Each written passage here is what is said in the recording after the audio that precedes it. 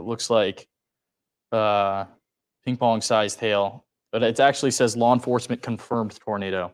Okay, it just popped in here, flashing right through here. So this is very northwest Platte County and then southwest Madison County. Let's zoom into that.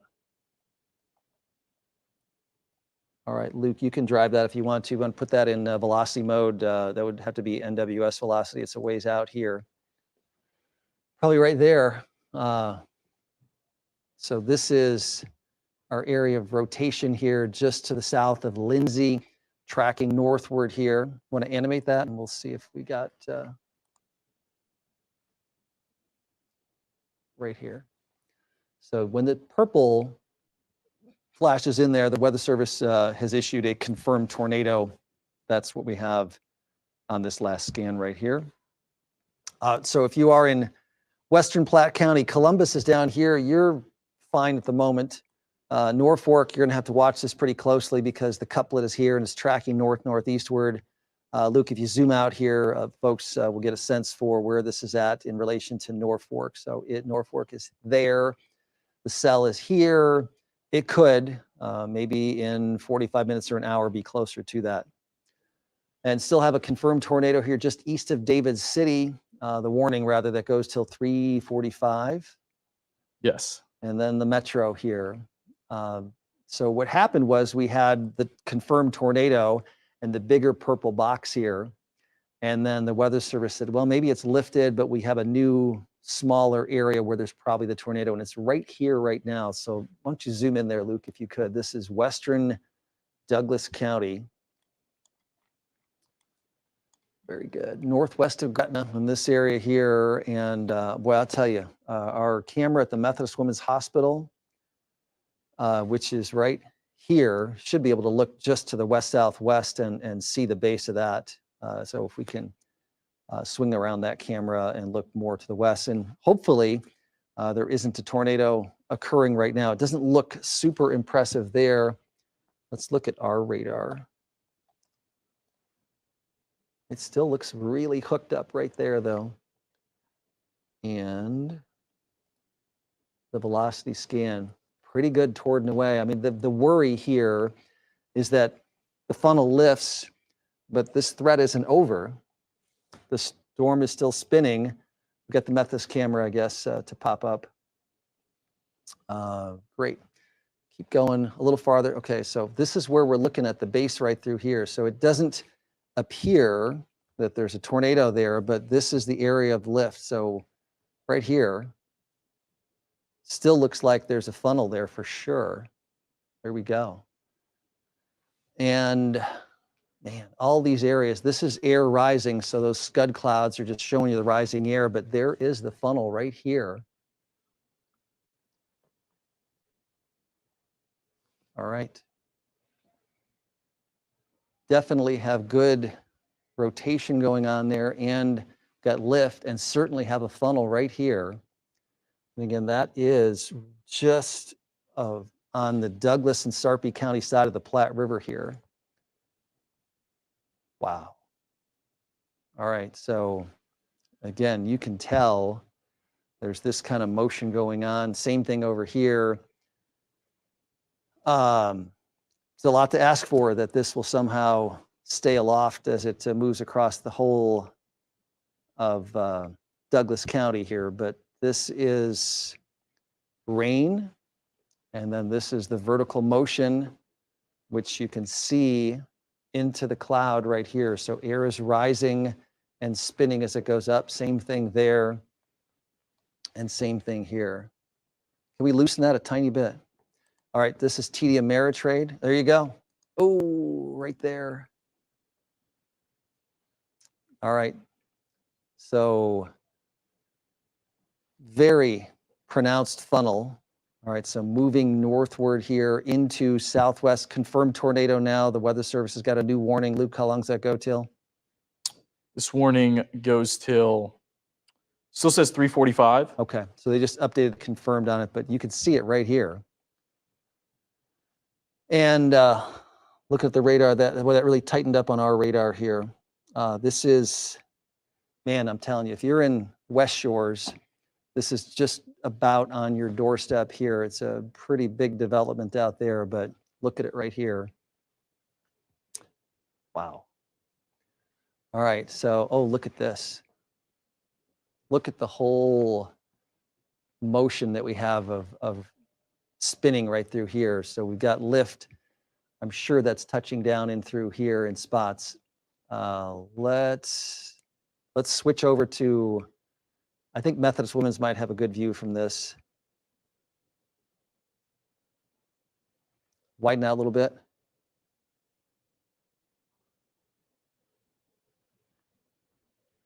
Kind of want to see that way here.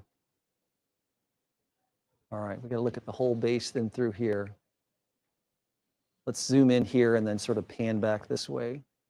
All right, go back the other way here. We want to pan that way. Hard to tell here. Let's pan a little bit more. Boy, you can see violent rotation here at the base of the cloud. Let's pan a little more. So this is looking just southwest from 192nd and West Dodge. And it's tough. All right. About as far, can we pan a little more back over this way? Keep going, keep going, keep going. Wow, look at that. Go back the other way a little bit. Right here, keep going, right here. Oh man. All right, loosen that up a tiny bit right here. Wow. Oh. And ooh, real quick, punch over to our radar and you'll see the couplet that we've got on our velocity here. Look at that. Wow. This is it right here. And if I zoom that in really tight, man, look at the couplet, Luke. That's impressive. That is just about West Center Road, Highway 275. And I mentioned West Shores. That is this area right here that I'm zoomed in on tight there. So it is just about there. Confirmed tornado. See it right here. You see the swirl. Let's just loosen up a little bit. Wow. All right. Still churning, swirling. There are a lot of developments out there. Look at that. The whole thing. All right, and don't punch it up yet, but if you look at the other cameras, what does the Charles Schwab camera look like? What does the camera at, look at the incredible motion we've got through here. Look at that. Again, this is 192nd and West Dodge, and we're looking off to the southwest. So this is, you can't see the ground, so it could just be a funnel, but I don't think so. Let me see what the correlation coefficient. It looks like we've got some debris showing up in that area. So I'm sure it's on the ground. Look at the funnel here. Tornado right there, swirling. Oh boy. All right. We still have oh, look at the couplet there, Luke. So violent rotation. You see the little funnels rotating around, one here, one there, another one right here, still spinning here. Look at that. Still just kind of hanging right in our view. The storm itself is moving slowly to the northeast. If you're in the Elkhorn area, this is headed towards you. If you're downtown Omaha, if you are South Omaha, you're going to be okay from this. Look at that. So this is what we call a multiple vortex tornado. These are the vortices that are all spinning around and occasionally touching down, producing damage, but the whole thing is part of a larger circulation that's occurring there. So I'm guessing this is our best view of the cameras here. If the Charles Schwab doesn't look like that. It's a little higher up, but farther away, so it probably doesn't have that great view. Very unfortunate. Again, this is coming into a populated area out here where this storm is at. See right here. Live view from 192nd and West Dodge, and we're seeing a tornado in the Omaha Metro during the day. We'll have to widen that one out a little bit here for the first time in a while here, but again, right there. So this will give you a good view. That is West Dodge. Here's the tornado, and again, I believe this is very near the the West Shores area. 204th Street, kind of right around Pacific, between Pacific and Dodge. This is it. This is the West Shores development here. This is the tornado on our dual pole super Doppler 7 radar. And then this is the correlation coefficient. That's damage that's occurring there. Unfortunate situation where it's a tornado in a populated area. But if I just go back a little bit here, you'll see how that blob, this is the debris right here. And this is 5 minutes ago, right here, has developed into what we have right now. So this is damage, debris in the air in a populated area here. So that is our what we call correlation coefficient. There's the live look. Again, it's right here right now. This is toward and this is away. This is right where if you're going west on West Dodge and you get out to where it splits off and you go down to if you're going to go to Wahoo, you go this way, and if you go out to the northwest on 275, it's this way. That's that split. That's West Shores right there, and now it's moving into Elkhorn proper. Our camera at Methodist Women's still there. It is. Wow. So this is it. So there is the debris and the funnel and the tornado. There's a ridge right here where over the ridge is the Elkhorn River, so it drops off. So we can't see that at the moment, but obviously tornado right here coming through West Omaha, and still a super impressive look. So again, this is just about to cross Dodge. Really quick, if you can punch up our radar just for a second, or graphics. This is it right here. So it's crossing, and our camera is right about here. So it's looking there. So this is where the tornado's at. Go back to the view again. This is far west Omaha, went over the West Shores area, now crossing over Dodge, just west of Elkhorn here, but coming into Elkhorn. And there's a huge area where we've got this tornado showing up here. The base of the cloud looks like it's on the ground. And unfortunately, when there's this much stuff on the ground, that just tells you there's a lot of debris. Camera's shaking because it's sort of windy right there, but this is looking west, and the placement of that is just between where Highway 275 goes off to the north and 228th Street on the map. And here it is right here. Continuing to track up. This is going to hit West Elkhorn and Waterloo. Waterloo is going to be about on the edge of the pass. So here we go. This is moving pretty quick now. It's gone just north of West Dodge and 275, and now it's right in through here. Wonder what our camera, our tower cam looks like. Does that have a good view? Because we're huge cloud here, down to the ground here. Waterloo, boy, that is where 275 crosses Highway 6 there, and you see the wind blowing the camera here because it is strong. Oh. Yeah, Bill, the National Weather Service has just said emergency tornado warning for that particular cell. Unfortunate. Let's get back to the camera that we have, which is showing, wow. All right. So let's widen this out a little bit. So you're looking off to the west. We show this view sometimes. This is the hospital. Youngman Lake is right through here. And then the tornado is on the ground right through here. So just about near Waterloo, between Waterloo and Elkhorn, this thing is going to track right now. And again, I've got a huge blob of debris on the radar showing that same area here. If you're in Bennington, this is going to be pretty close to you. Obviously, kind of right between Waterloo and Elkhorn, though, is where this thing is on the ground and tracking here. This is a live view from our camera. Wow, look at that. Look at that. This is the view from Highway 275. This is looking southbound at Highway 6, and you can see the wind whipping on the camera here. Visibility really reduced here, and again, it's a little elevated right through there. This is just south of where their tornado is currently located. Raining very hard, rain wrapping around. Let's get back to the camera view. So this is it right here. That's the base. This is the wall cloud right here. The whole thing is turning And look at the base of the cloud there. My goodness. Here you can see this stuff coming this way. And then on the other side, it's spinning around the other way. Wow, I hope everybody in that west part of the metro, here's Elkhorn, that is looking off to, I'm guessing, the north, south. Well, that's a bad spot. So that is kind of coming right in that direction.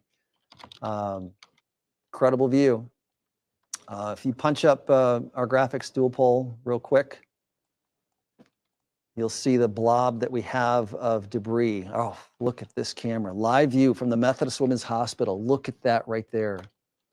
It's just sucking up stuff. I mean, there's debris. You can see it out here. You know you've got houses in there.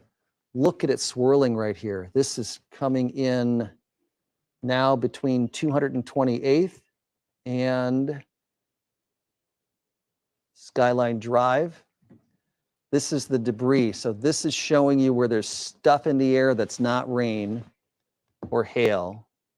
And again, that's our live radar. So this probably is what we call a debris ball. So the hook is all the way around. There's rain kind of wrapped around that. And our camera is at 192nd and Dodge right there. Look at that. Wow. Let's just stay with this here. I mean, this is hitting Elkhorn, West Elkhorn, between Blondo and Maple right now, and between 204th Street and 228th Street. This is where the tornado is located right here. Awful. All right, so here we are looking down toward the base. If you widen that out, you know, one of the things we worry about sometimes is that the circulation will sort of get rained out and then a new one will develop here. So we're kind of watching the outside edge of this here as well. So a huge swath of damage, unfortunately, right over the west part of Omaha, kind of right between Waterloo, Elkhorn, went through West Shores. This is the blob of damage here right now. There's Elkhorn, which is, you know, that the center we'll say is at Maple and 204th Street, not exactly, but close enough. And there's Waterloo, and this is all debris. So looking at that, it's a fairly wide, nearly a mile wide swath of debris that's showing up on the radar. And then the velocity still showing you this incredible couplet. Very strong toward, very strong away, right at Maple and, 204th Street right here. So our camera, 192nd and Dodge, is just, less than a mile from that. Look at this view. And Bill, it looks like they expanded the warning box, and it now includes Douglas, Harrison, Potawatomi, Saunders, and Washington County. Gotcha, Luke. So that, just a bigger area, hoping that, it will somehow weaken. We got a new tornado warning down here? We do. Possible tornado, Cass County into Sarpy County, another cell, kind of coming up from the southwest. This one right here, you see the hook right there. This is the confirmed tornado though. And, we still have the debris ball. Look at that. That's still a blob of debris in the air. It doesn't mean the tornado's still on the ground, but there's still the debris right here. And that is right there by Elkhorn, Maple and Fort Street, just north of Maple, right over Fort Street. And that says County Road 80, pardon me, Highway 31 is about here, Fort to Ida Street. So that's debris. Let's get back onto the camera, which has been showing that so very well as it's moved across the metro. Still right here, huge swirling thunderstorm, rotating thunderstorm, a supercell thunderstorm, producing the tornado that we know has occurred in the western part of Omaha, far west Omaha, and then tracking up between Elkhorn now and Bennington is going to be pretty close here if this thing cycles back and possibly produces another funnel. We can't really tell from this view. Do we have the camera at Crown Point? Is that not giving us a view here? 72nd and Crown, looking west out Fort Street. So that'll be the view. Hard to see here because this is Fort Street right here. If you just zoom out on that line, because that's where the radar is showing it's at, Fort Street, north of Fort and Ida. So right about here at the base of that cloud is where the circulation is showing up on the radar. Yeah, we don't want to pan. I just want to zoom in if I could. Easy for me to say, I realize here, but so we're trying to look. Yeah, it's hard to see within the view there, but that's the location, far northwest part of the Omaha Metro. A great view here. This is that camera at 192nd and West Dodge. And looking north, still looks really impressive on our radar. And I would say that the best velocity is right there at Ida Street and 204th Street. And then that's going to be coming up, you know, if you're in that west part of Bennington, there's some huge developments out there. That's headed your way. I'm talking about these big lake developments out here, you know, west of Bennington proper, 168th Street, but you get out here by 168th, 180th, 192nd. This is the storm right here. And this is what we call the couplet, away toward Omaha, right there at Ida and 204th Street. And it's been moving this way. So man, if you're just west of, you know, kind of the downtown area of Bennington, that is headed right for you. And this is what we call reflectivity. This is rain. And what's happened is this storm has taken rain and wrapped it all the way around the updraft where the tornado has been. And it's located right through here. So it could be that there's still a tornado in there. We can't see it because of the rain wrapping around it, what's called a rain wrap tornado. So that's still possible here. Northwest part of the metro. I guess the best way is to look at the correlation coefficient, and it still shows it. So this is our radar saying there's still debris with that inside of a rain wrap tornado, extremely dangerous situation, tornado emergency. But because of the fact that it's wrapped by rain, you can't see it coming. You don't even know. It just looks like rain. And then there's a tornado, but it still looks like it right here. Ida and 204th Street, where we're located right through here. Let me go back and track that, see where it's gone over the course of time here. So this is current. I'll go back. This is 340. And it was, move this out of the way here, down a little farther right here. So that was 340. And this is present. So there has been debris with that whole swath, and there still is right in through there. And, you know, this is about 20, 25 minutes. This has been on the ground just when we showed you the camera and it touched down, and it's still there. Let me widen out a little bit. Folks, updates on these other storms. Yes, go ahead.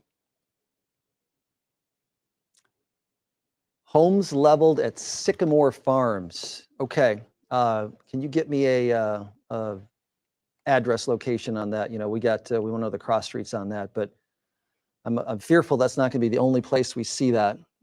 So the other confirmed tornado warning that we've got is this cell up into Madison County. That still looks like that's west of Norfolk.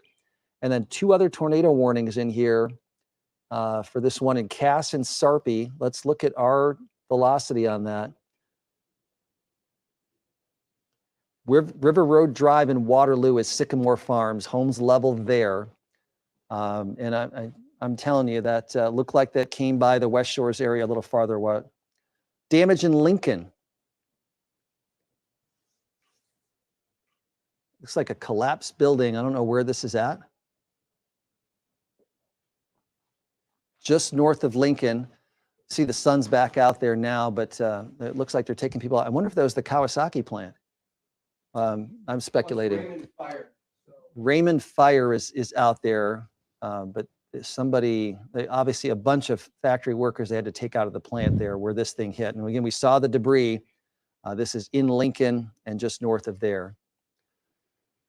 All right, I want to get back to the radar because we do have still, I'm certain, a tornado on the ground here. which is, again, the west part of Omaha, right around Elkhorn. A little looser there, but this has been the debris we're tracking, and it's still here. And that just says that, and now it's here. All right, so I believe there's a rain-wrapped tornado, and that debris is up to it's Rainwood Road and 186th Street, according to our radar. Not sure why that's not 180th Street. Oh, it is. I see. There's a little, the road takes a turn there, but this is debris up in here, Rainwood Road, and again, coming to the west part of Bennington. There's a huge lake development out here, just west of Bennington, and this is a rain-wrapped tornado in here. This is still debris damage. It's swirling. There's our live look at Super Doppler 7 radar. Here's the velocity couplet. And again, right through here, maybe there's two areas we've got here now where we've got some rotation in here. And I was fearing that was going to happen, where the rain-wrapped tornado, the rain eventually kills off the updraft there, and a new circulation develops on the south side. We got to watch that really, really closely. There it is. Now it's at Military, 180th to 174th Street. Just on the west side of Bennington, this is coming through here. It still looks like it's a tornado. There's a good look from the National Weather Service's radar. The couplet looks really good right there. Again, that's the area that I'm talking about here. One thing to note, that's their radar. This is our live radar. You know, we've got an advantage here where our live, as that sweep goes by, that's the current location right here.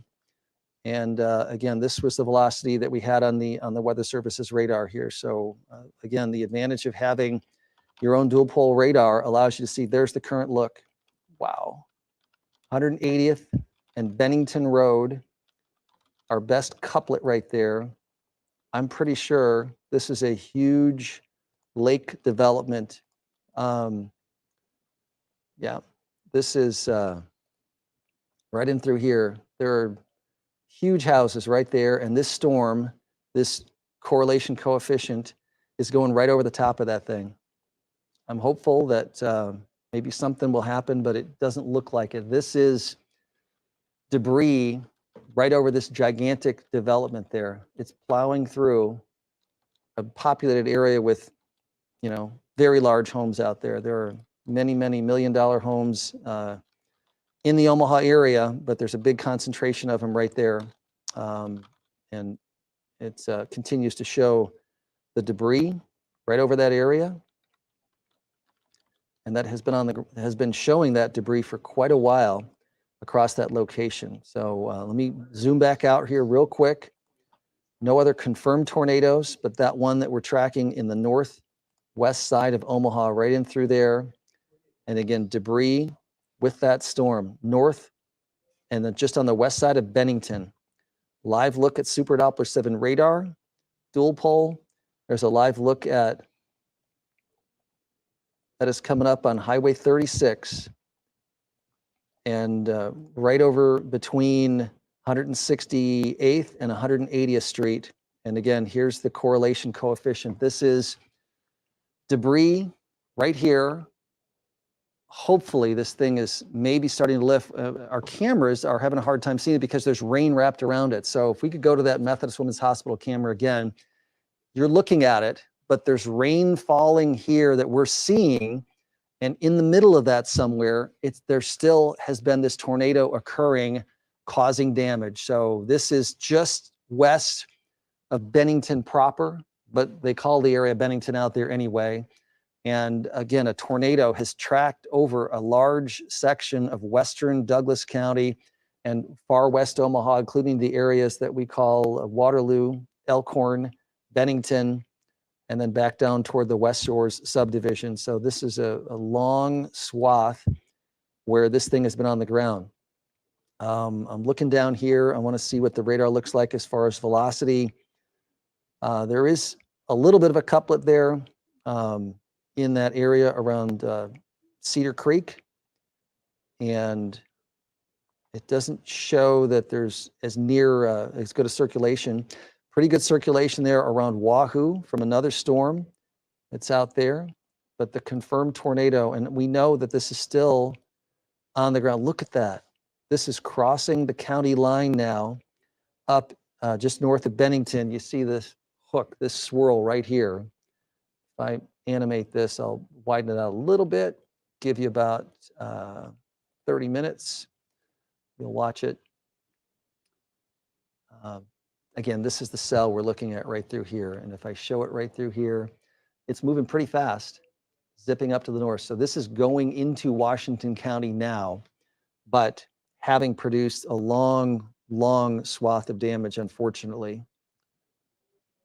Live reflectivity, the velocity, still very impressive. Toward and away, cross county line into Washington County, right here.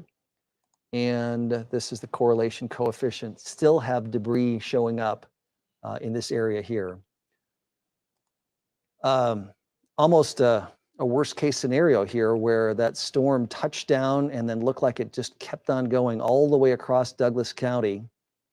And it looked impressive from the velocity standpoint, like there was a very tight couplet of toward and away, very close. This case right here, we've got a good look at damage apparently. North of Lincoln, there you can see. Gardner Industries, wow. This is Northwest 98th Street. North is right in between Lincoln and Waverly. If you're on that stretch of Highway 6 looking to the east. Northwest 98th Street, north of Waverly. West of Waverly. West of Waverly, east kind of Lincoln. East of Lincoln, west of Waverly, north of the interstate? That would be south of the interstate. South of the interstate. So this touchdown first south of the interstate on that east side, northeast side of Lincoln here. Look at that. All right. And this is the same storm that we're still tracking up into Washington County. It didn't have a tornado the entire time. Looked like at times it lifted, but it looks like this has been on the ground across all of Douglas County from east of Utan all the way up. All right, Bill, go ahead and take it away. You've got a damage update for us? Yeah, it looks like 212th and Fowler. A guy says half of his house is gone. This would be an Elkhorn address, just North of Elkhorn Middle School, it looks like. southeast of Fort and 216th. Okay. Yeah, I'm certain we're going to have many, many damage reports, unfortunately, from that Elkhorn area, Waterloo, and then western parts of far western Douglas County. That area I mentioned, West Shore subdivision, looked like it was down the ground near that, just east of there, and then crossed 275 and up into Waterloo and Elkhorn. This is a live look at the velocity sweep. Green is toward, wow, and red is away. I mean, Luke, if you can, what's the gate to gate on this one here? What is this green toward and red away, like these two spikes right there? So that's away from Omaha. 53, these are inbound values. Is that a 93? Yeah, What, I want to know this 93.1. green one right here is coming in toward Omaha here. And then the red one is going away from Omaha here. So this is the circulation that we have right here. So when it gets tight like that, when the red and green are right next to each other, very impressive spin so close together here. And that's what we have at the moment. This is into Washington County, but there are, been a lot of development in the last 20 years in that area. And there are many, many areas that have homes. Yeah, Bill, just one more thing. That tornado warning we had in Cass County, we're now getting a lot of reports of large funnel clouds. Okay. But it doesn't sound like they've seen a tornado touch the ground yet. Gotcha. Well, this still looks like a tornado right here on live dual pol. You see that swirl right there. And again, the rain wrapping all the way around it, but that is up into southern Washington County. I'm going to zoom in so I can get a location here. County Road 38, County Road 31. This is just west of Blair High Road, which is Highway 133. That's this road right here. And that's the one that the Fairfield camera is at. I don't know if we have that view, but if we can look out to the northwest from Fairfield, I mean, you just rarely see anything like that. But this is just an incredible swirl on the radar. There's Kennard. And let's take this live here. Got that view right here. Right there, so directly north of Bennington, and again, this is about to get up toward Blair High Road, and there are, a number of developments and homes as you get up into this area here. Fort Calhoun, just a little farther east, but this is going to be tracking up in the direction of Blair or South Blair. I know Woodhouse has its autos up here a little closer to Blair. Hopefully, it will stay in mostly rural areas up here into Washington County, but this is it right here. Tornado, still looking like it on the radar. Let's look at the correlation coefficient. Yep. So this blob tells us that there's stuff in the air that isn't rain or hail. And if that's the case, that means it's trees, boards, dust, but it's been a really strong signature for quite a period of time. And we look for that here, for these areas down here. And what we're going to see is there a place where there's the velocity? It doesn't look like it. There's 2 storms down here, but we don't see the kind of velocity in these storms in Papillion, in Springfield, and Cedar Creek, Louisville, or down toward Weeping Water. You don't see the kind of couplet that we have right there. The beauty of these radars is that when you see them and you see something like this, you know that this is obviously must be watched, and in this case is still a tornado because we still have this debris occurring in this area. Let me zoom this back out just a smidge. Let me see the path that's taken here. So it is going more northeast than anything, and so on that path, let's just put a little track on this. So right here and moving north, and it's moving north fast. It's like, let's say it's 37 miles an hour. It is going to pass just barely southeast of Blair. It's moving northeast at 40 miles per hour is what the Okay. National Weather Service has. Yep. And if I draw that track, hopefully it stays on this track because Blair is right here and it would pass just barely south and east of Blair and far enough west of Fort Calhoun. So I'm optimistic that it won't hit Blair, but boy, if you're in Blair, you should be in safe shelter where that storm continues to swirl. Luke, I don't think I've had a storm like this that's tracked over the metro in a consistent basis like this, where we've seen damage here in the 32 years that I've been here. We've had some storms that have produced strong straight line winds. We've had some smaller tornadoes, but this is the biggest tornado we've seen come across the Omaha metro. Last summer, we had, last May, we had a pretty big tornado that tracked across parts of Dodge and also Burt counties. And at that time, we were saying, boy, we're fortunate this isn't covering many populated areas. Unfortunately, this one looks as strong, maybe stronger, and it is covering populated areas. So this is a tough thing. Go ahead, go ahead. I'm sorry. No, it's okay. Is it safe to say that, at this point, we can expect a lot of damage and destruction in those areas? Yes, unfortunately, just because of where this is tracked, there are hundreds, maybe even thousands of homes that could have been impacted along the path that this has taken across all of western Douglas County. It's more sparsely populated up here, but not entirely so. And, I expect there's going to be some more damage up here. And really, it's just kind of, if you're unlucky and your home is hit by the strong part of the tornado, sometimes it's a half a mile wide, but maybe only quarter mile of that is strongest winds coming that will cause the worst damage, and other areas won't be hit so badly. But where this is tracked, there are hundreds of homes certainly in the path, and potentially thousands that were along the line of where this went. It looked really impressive as it was coming through southwest Omaha, and still does, even at this time, up here into Washington County. And I suppose, Luke, when you think about it, there's no reason that this should necessarily weaken just because the dynamics of the atmosphere today. Yeah, and there's nothing in front of that storm as well. And then when you look at the previous long-lived tornado that we had that didn't quite get into our viewing area, that stayed out to the west and kind of moved up towards Norfolk, that one lasted a long time. So clearly the atmosphere is primed for long-lived storms and long-lived tornadoes. Absolutely. And, that still looks as good as we've seen. That is, right, has crossed Highway 133. It looks like this is you got some subdivisions in here. You see the roads in through here, and let's just look at the correlation coefficient again, and it's still there.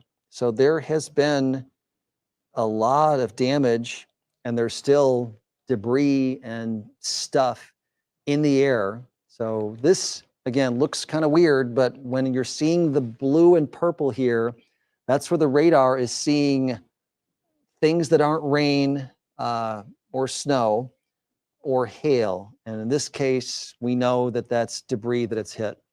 All right. Oh, a view in Blair. Look at the hail coming down here. Wow. And this is looking, I'm guessing, to the south from Blair. And there's the hill right there. And this thing is coming up. So I'm thinking that this is Blair High Road as it comes up into Blair. And you see the hailstones here, which is pretty common if you're going to have hail. It's on the north side of where there would be a tornado. But that cell is moving kind of right up and just east of Highway 133. It still looks to me like this is going to be on the east side of Blair. But there are homes up there too. I believe that, Andrew, my producer, is asking me here, is there still a tornado on the ground? I believe this is a rain rep tornado in here. I think there's still a tornado in there. I think it crossed, this is Highway 133. I believe it crossed Highway 133, and it's going, I'll show you the motion here. This is going to go between, this is the debris we're tracking, okay? This is going to go, I think, between DeSoto and Blair, so right through kind of in the middle. So most of the Blair population is right here, and this is tracking just barely south of there, but there obviously are home sites, farms, there are people living in these areas. Just the concentration of population is a lot greater in Blair than it is just 3-4 miles south of Blair, but it's still right here. So I'm thinking that there's still a tornado there, and looking at this, we still have green coming toward Omaha, red going away. So I think this is still a tornado, unfortunately, tracking up. This is, I think this is Highway 75 through here that kind of comes up from eastern Douglas County up through Fort Calhoun, DeSoto, and up to Blair. And then this is Highway 133, this little line here where this storm just crossed. Hey, Bill, also, well, one quick update on the other warnings we have. Of course, this pertains our attention more, but Cass and Sarpy County has been issued till 4:45 now, and it's still radar indicated. Yep. So no report on that touching the ground yet. Odo County tornado warning has been canceled, and also Colfax Platts tornado warning still issued till 4:45 now, and that is just radar indicated rotation as well. Luke, that's very helpful, because the tough thing is that, you got 4 tornado warnings or a bunch of tornado warnings. You have to try to cover them all, because I know all of our viewers are important and we are concerned about that. But this is a tornado on the ground in our estimation, looking at the velocity, looking at the correlation coefficient, and it's still producing damage, we think. Jessica Perez is out there. Give us your location, what you got. Yeah, I'm on near Highway 275 and the intersection of Pacific Street. There's a lot of damage, some leveled houses here. I'm going to move over to the side here. You can see there are some down trees, there are some down power lines, and a man's house has been destroyed. He tells me first they've been through the floods and now they're going through this tornado damage. Now you can see there's quite a bit of damage over here. There's a barn, he said, that was being used as an apartment that was now completely destroyed. He tells me his family is doing okay, but he did lose a couple pets he's not able to find right now at the moment. Again, some down power lines that we're seeing right down here in the front of the house, and we're also seeing some down trees. There's a lot of damage here. Law enforcement has closed off the end of the street over there.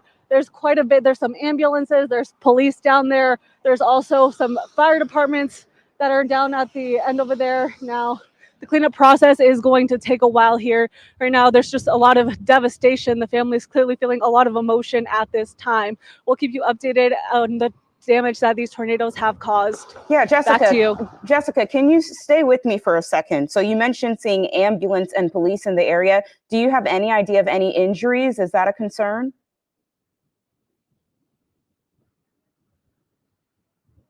Are you hearing me, Jessica? All right, looks like she's not hearing me, but just to recap. I'm sorry, I'm having Yeah. Okay, Jessica. I'm we'll get having back some to trouble you. hearing you. We'll get back to you, Jessica. But it looks like, just to recap what she said, down trees in that area, down power lines. A man's home is destroyed. She showed us his barn was destroyed, and she mentioned seeing ambulance and police in the area. So just to reiterate to everyone, this is a You're cutting very out. serious situation. Got a few emails, people are mentioning that Bill's sleeves are not yet and wondering how serious this is. It is still very, very serious right now. So if you're in those affected areas that he's talked about, please be sure to take shelter. Yeah, you're right, Quiddy said. Probably should have done that. And, it's the kind of thing that I didn't even think about today just because of the nature of the situation. Yeah. This is super serious situation. We think this is still a tornado here in this area of Washington County, just between Blair and DeSoto. So here is Blair, here is DeSoto. This is a tornado occurring right through here. This is the velocity, the toward and away, toward Omaha, away from Omaha right here. And then this is the debris signature right there still. So there is Highway 75. I'm just going to zoom in. So just so you get a sense for here, this is the big population of Blair here, all the city streets, homes. This area right here along the river is going to be in the path. I'm not sure. I know we've got some industrial stuff along the river there, and it's going to cross the river, it looks like, near or just south of Highway 30. So this is still a tornado that has been on the ground for, I think, the better part of 45 minutes to an hour as it's tracked from Waverly up this way.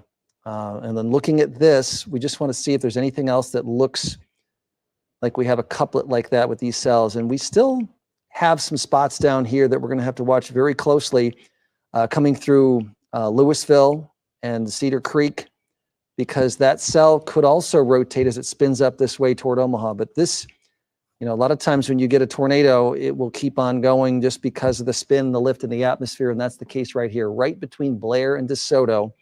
It still looks like there is the tornado occurring here. Also have a crew headed to the 212th and Fowler area. Bill mentioned this earlier, but a man said that the top of his house was destroyed. So we have Sean McKinnon and a photographer headed that way to check that out. So they should be giving us an update pretty soon here. Right, and I'm just fearful that we're going to have many damage reports coming in, and we're getting these initial reports. But given the swath of where this storm went and where it looks like on the map that we have big population areas, I was mentioning the big lake community development up there just west of Bennington. It looked like it went right over the top of that too. And there are, hundreds of homes that potentially could have been in the path here. Luke, it looks like a new tornado warning here, or an update to the warning in the Blair and Missouri Valley area. Yeah, it looks like that tornado warning. Well, we just got one 415 Douglas, Nebraska, Douglas County, Pottawatomie County as well. It looks like that one's just continuing on with the cell that we've been following. And then, yes, it still has the emergency tornado warning tag on Harrison, Iowa, and also Washington. Okay. Yep. So ordinarily, these are flashing purple and there's a confirmed tornado, but it still looks like it to me that there probably is still a tornado rain wrapped in here, kind of between Blair and DeSoto here. And it still shows as a couplet crossing the river right through here, just on the southeast side of Blair. I'll zoom in, and then the correlation coefficient, it still looks like there's debris in the air right through here.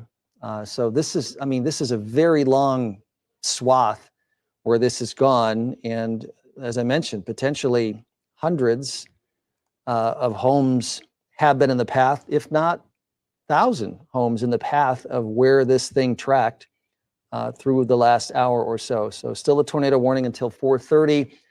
This is, if you're in Missouri Valley, it's just to the west of you and looks like it will stay just to the west of Missouri Valley. This is what we call reflectivity, the regular radar. And this, if I zoom out, you'll probably get a better sense for it here. This is a spinning storm, and this is the hooked up area where rain is wrapped all the way around the tornado updraft here. And we can see it on the velocity right through here. This is the couplet, and then this is the debris that's occurring right here. This is outside of it. I don't believe this is debris over here. It's just that there's no precipitation showing there. But this area in here is where there is some precipitation. Put my hand right here. And we also have the velocity couplet right there, and then our correlation coefficient. So this is still debris, the same thing that we tracked quite a ways here. I'm going to go back in time, and we'll be able to, kind of confirm where damage occurred by doing this. But if I go back in time here, that's current. So this is the debris ball that tracked through here. And if I go back in time, right here, this was all debris. This was debris, this was debris, this was debris into Douglas County here and back through Douglas County. And this is at 3:30. That was in the southwest corner of Douglas County, about when we picked it up on our Skycam at Methodist Women's Hospital. So it's tracked all the way through, and wherever we have that signature, there's debris in the air, and it continues all the way here through Washington County and now crossing the river and going into western Harrison County of Iowa. But kind of between Blair and DeSoto, and between Blair and Missouri Valley. Missouri Valley farther over, technically in the warning, but we've seen the storm itself. This is what's been the tornado right here, has not looking like it's going to approach that area. Hey, Bill, we just got one more report in, Yep. or a tornado warning in that goes out till 4:45. Colfax and Platte County now have a confirmed tornado 13 miles north of Columbus and moving to the north at 20 miles per hour. Okay, so I'm zoomed in here. That's this cell right here, just south of Lee. Let's look at the velocity on that. It's small, but it's right here, this little spot right here. Let's see if there's any correlation coefficients on the National Weather Service. It looks like there may be, but not for very long there. It just has shown up. Yep. So it just showed up there. This is where it's at here. Live look at the storm. Wow. All right. So this is Sarah and Tyler are up in Blair looking east because that's where the storm is located.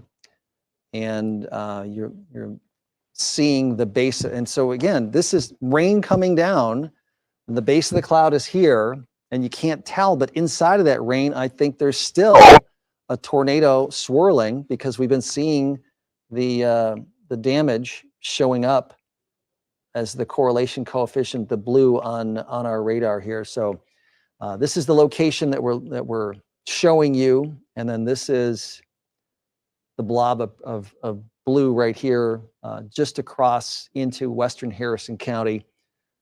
Maybe this is weakening a little bit. The circulation doesn't look as tight. When you have the red and green strong colors right next to each other, this looks a little weaker.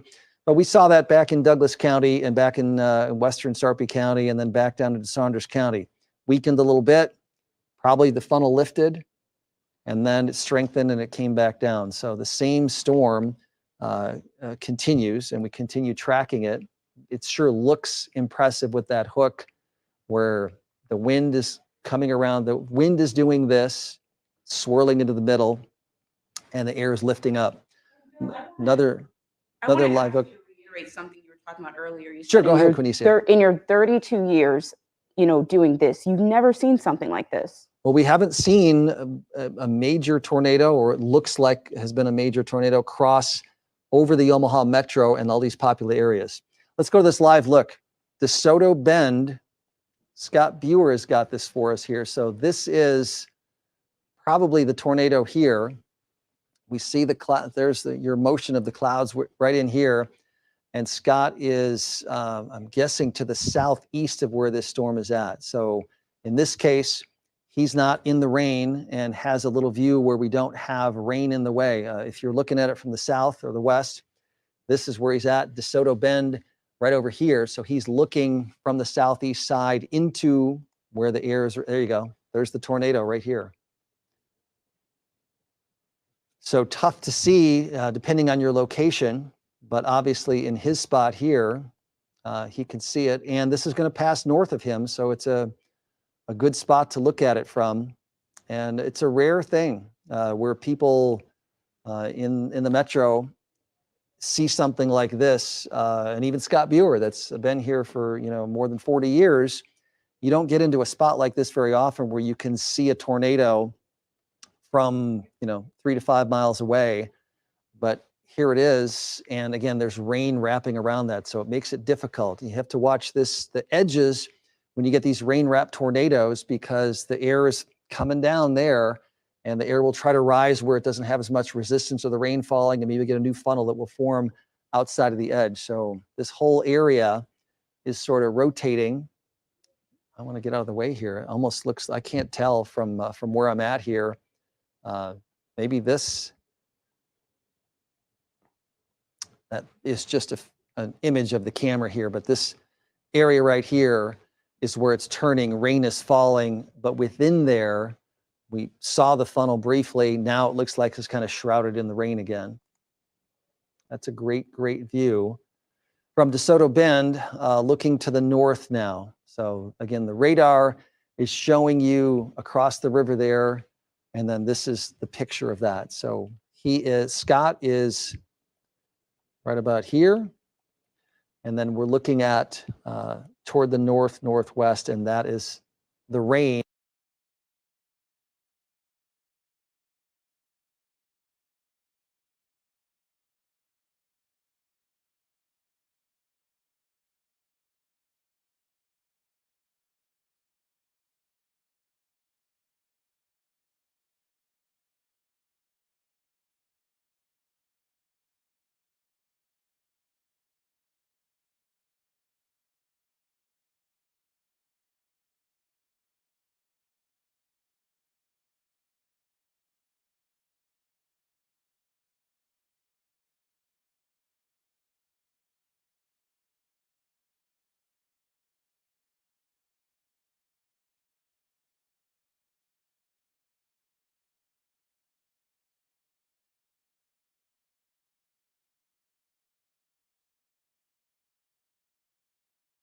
Environment where the low level winds are coming in from the southeast, slightly above the ground winds are more out of the south, and then mid-level winds are more out of the south-southwest. So that makes the air want to spin and turn. And if there's enough of an updraft, it'll pull that spinning air into a vertical nature in case you get the tornado. So it looks like a confirmed tornado still, as Luke earlier mentioned, up here, Platte County, Colfax County, and up into Stanton County. Yeah, we just got a report of a tornado 2 miles southeast of Creston in Platte County, multiple vortex tornado. 2 miles southeast of Creston. So we're zoomed in here. There's the velocity, which doesn't look particularly good. There's the correlation coefficient. Maybe that is, looks like it. I just showed this a little bit ago when we had this right here. I guess I can just move this up here. This blob right here, this is the National Weather Service's correlation coefficient. So it's a few minutes. That was at 4:20. And now right here, this is 4:26. So there is debris from this right here. And again, that is this area right here. We're getting a new emergency alert coming in here. I'm guessing we got a new tornado warning for the Omaha Metro here. Yeah, we got Cass County, Douglas, Pottawatomie, and Sarpy County. Yep. In that tornado warning until 5:15 p.m. And this just says radar indicated rotation. Right. This is a big area they drew, but it's this right here. Comes all the way up. And a lot of times the Weather Service will put these out because there's some initial uncertainty as how far the circulation is going to go or where it's currently located. This whole thing, kind of looks like you got some areas that are rotating in through here. That's our live dual pulse super Doppler 7 radar. This is live velocity. There's a spot in here where we got the tornado warning here, but these are pretty strong toward winds, a little weaker. Again, in here, we're not seeing anything like what we saw earlier with the really impressive couplet and then the debris signature, but this is again, we don't see any blob of blue in here, so it doesn't appear that within this precipitation there's anything other than rain and hail. Let's look at the build density here. Doesn't look huge at the moment. Does look like it is down to the south of us there. So that obviously must be watched. There's the Weather Service's velocity. And then again, our live dual pole. Let's go back up here into Harrison County. Got a couple areas there. This is the storm that tracked just southeast of Blair now. It's right here. And we're starting to lose some of the debris signature. A little bit still. That is northeast of Blair and across into Harrison County. This is I-29, by the way, so it's a ways out, and there's Modale. So this is headed that way, but the velocity signature doesn't look as impressive. Away toward is not as strong. So we can't completely write it off, but hopefully that will have weakened somewhat by the time it gets farther north. Back to the Omaha Metro. Again, new tornado warning, I'm sure, sirens sounding. And looking at the velocity, nothing jumps out, super close. And then this is the reflectivity, so regular radar. There's going to be some hail with this coming up into Omaha. Let me see our correlation coefficient. Well, let's look at differential reflectivity. So this is showing us that there is some hail in these cells in southern Sarpy County and also northern Cass County, where we get these little black spikes off to the south. So we'll call that a hail spike. This is sort of a lagging indicator, but hail down toward Louisville. But again, that is moving up toward Omaha. And then again, reflectivity is sort of the regular view of the radar here. Let's just do a quick 15-minute animation on that and widen out. Yes, Andrew. Awesome. All right, so Jessica Perez is out live. She's got an update for us. She was out there near Pacific and Highway 275, I believe, is what she said. Go ahead, Jessica. Yeah, right here, right by Highway 275 and Pacific Street. We're right at the intersection. And actually that sign that says Pacific Street has been taken down completely by the wind. You can see those houses in the background. There's lots of fallen trees that have fallen over onto those homes. The one way back here, way behind me, looks like it's collapsed completely. And there's one even further back that you can see, that white one way back there. The whole side of the house is just gone.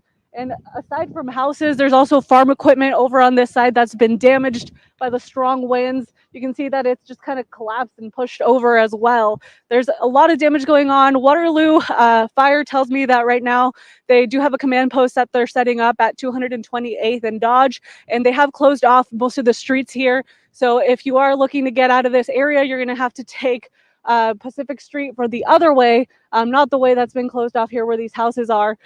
And tornado, I've been told, passed through here about 30-ish minutes ago, but people are still just trying to comprehend what exactly happened. Their houses being destroyed, very sensitive at the moment. Now we will keep you updated with more updates as we continue to assess the damage here. Back to you. Okay, Jessica, from where you're at and you sense, can you see anything in the distance other than those three houses? Is it pretty rural where you're at? Are there any other houses in your view that, could have been damaged? Yeah, Bill, I do see the one house that we were at earlier is just further up the street, about for a few miles. That's probably the only other house in sight. Can't really see in the distance too much since that fire truck is blocking off the street. But when we were passing, there were some houses on the other side there as well. We just can't get to them right now or see what exactly has gone on in that area. But right now, these houses just look to be very, very damaged. Awesome. Okay, well, Jessica, really appreciate the report. If you do hear anything else, please check back in as far as that area. Unfortunately, I think there are going to be more homes, but as you mentioned, they block off roads because they want to try and help the people that, or maybe, if there is damage that they have to get to immediately. So this is an ongoing situation here. Luke, I heard the sirens going off here. Is there a new warning that came out here? It looks like we did just get a newly issued warning. I think it's extending the one that was going through Sarpy County, and now it's headed right into Douglas County Okay. and right over Omaha. So that is now out until 5:15 p.m. Gotcha. But I also Stop want to this. note, I think it's moving in towards Stanton County. The purple box just issued a couple minutes ago. So I guess there's a confirmed tornado up there as well. Gotcha. Okay. Well, in this case, let me just stop the animation of that so that we've got a live latest look at it. You know, when we're showing the radar here, this cell is of note where it's sort of hooking back in northwest Douglas County again. So still a lot to watch here. And then the storm with the confirmed tornado. All right, Andrew, go ahead and repeat that. I know you had some information for me. Very good. So these things have tracked over large areas. Quinicia, do you have an update on maybe some more damage across the region here? Yeah, we've got an update from the Lancaster County area. This is from Deputy Chief Ben Houchin. He says Garner Industries had heavy damage. 70 people were in the building when the tornado hit. 3 people injured, none life-threatening, but a lot of people were trapped and rescued there. Again, this is in Lancaster County. Very good. Thanks, Quinicia. Alex is out also with Ben. We're going to get to him in a second. When we're looking at this, what's flashing is where we believe there's a confirmed tornado. In this case, it's the cell up to the north that had tracked all the way across the metro. Looking at this, what's flashing here, and it still looks like a pretty substantial hook here I on made it the just radar. south This of is your about to background. get up between Modale and Mondamon on the Interstate 29, which is right here. All right, Alex McClune is ready. Alex, you were tracking out down.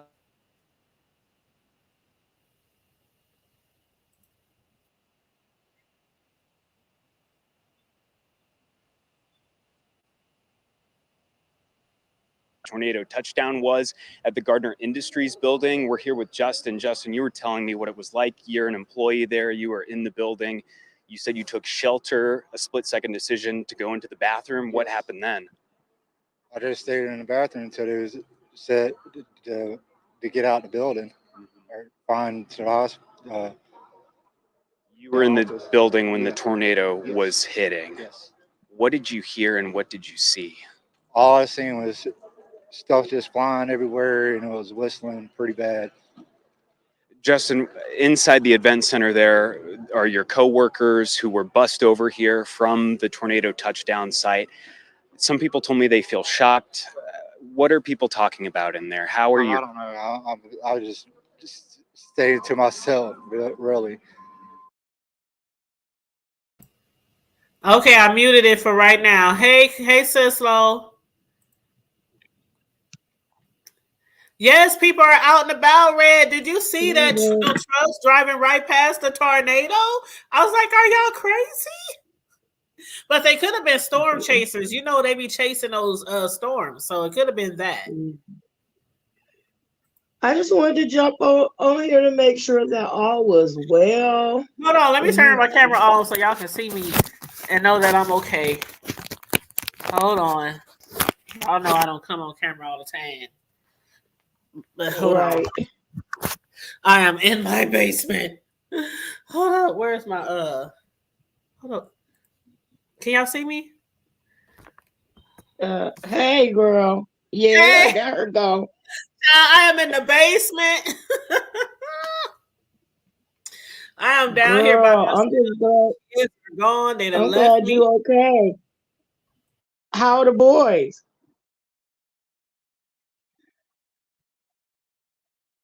I know that's right.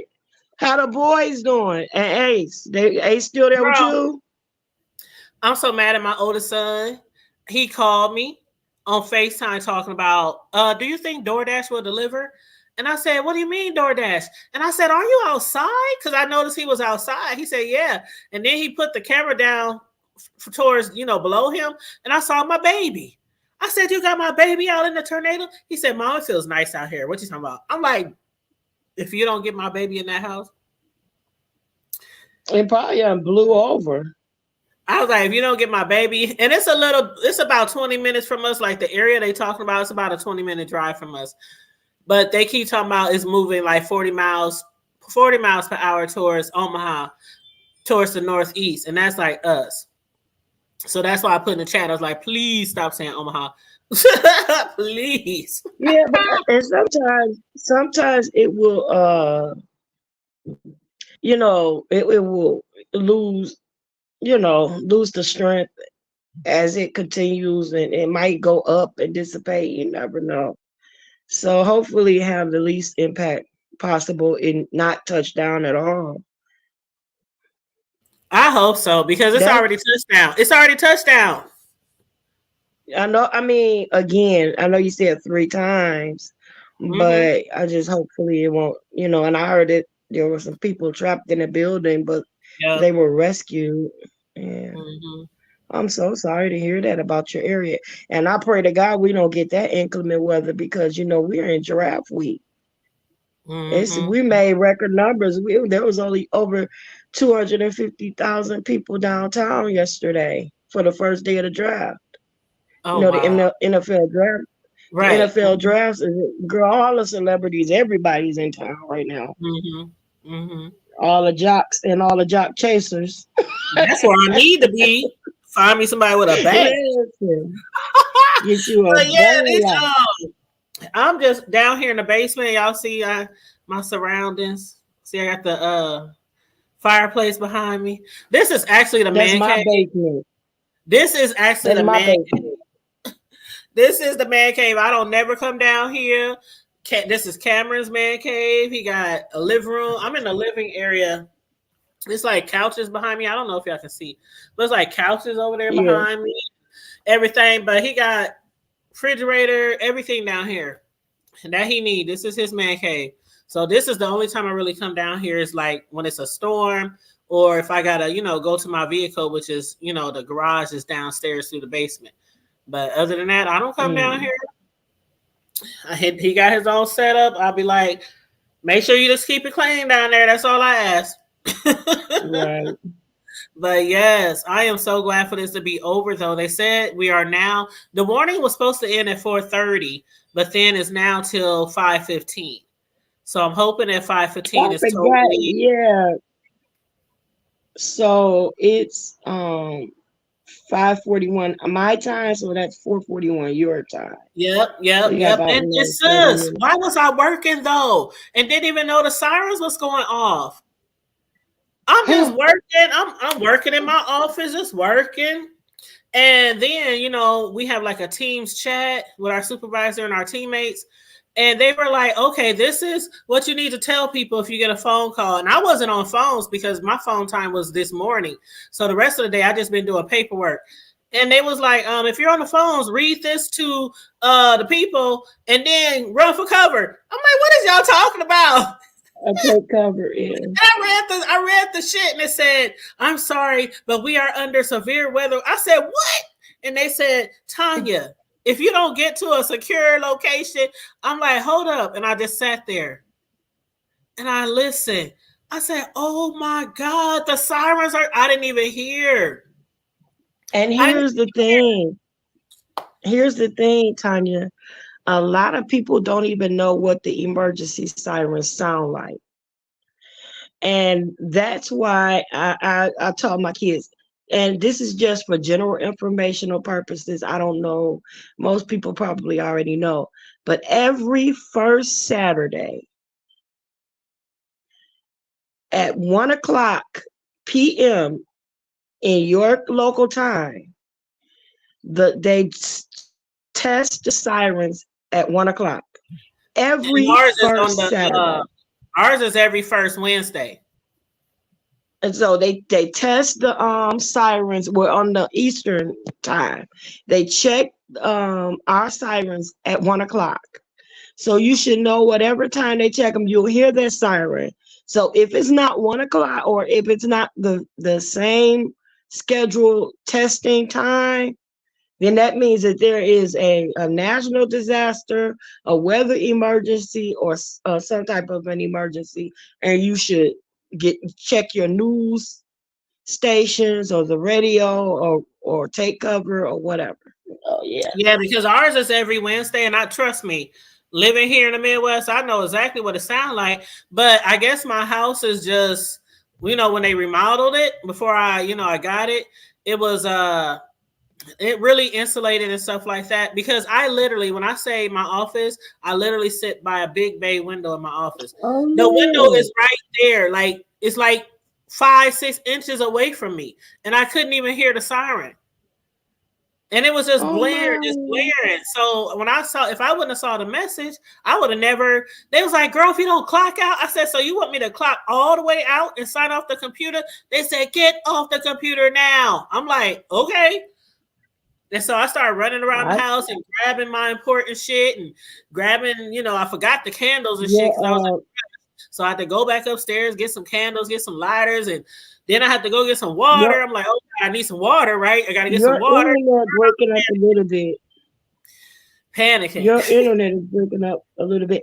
And you know what? I'm glad. You know what? I'm glad that you came live. Soon I am going to have a live with some people that come on and will tell you about emergency or disaster preparedness and some of the things that you should have in case of an emergency like this, and or in case you had to go, take shelter or for like during the pandemic and people didn't know what to do, where to go, or if there was some type of a situation where there were food shortages or things like that, and they will tell you how to prepare for those things, or if you were to lose power for an extended amount of time, so all those types of things. So they're going to come on and tell you not only how to be prepared for such emergencies, but how to prepare in advance, like how to prepare foods, what types of things you should have in your medications, your first aid kits, water, candles, batteries, lighters and matches and flashlights is what I was trying to say. Things of that nature. It's always good to have a grill, a barbecue grill of some sort. Whether it be a little small hibachi where you can prepare small meals or what have you, or anything like that. Some type of canned items, different things like that. So yeah, that'll be a good. That's going to be something that's going to come on.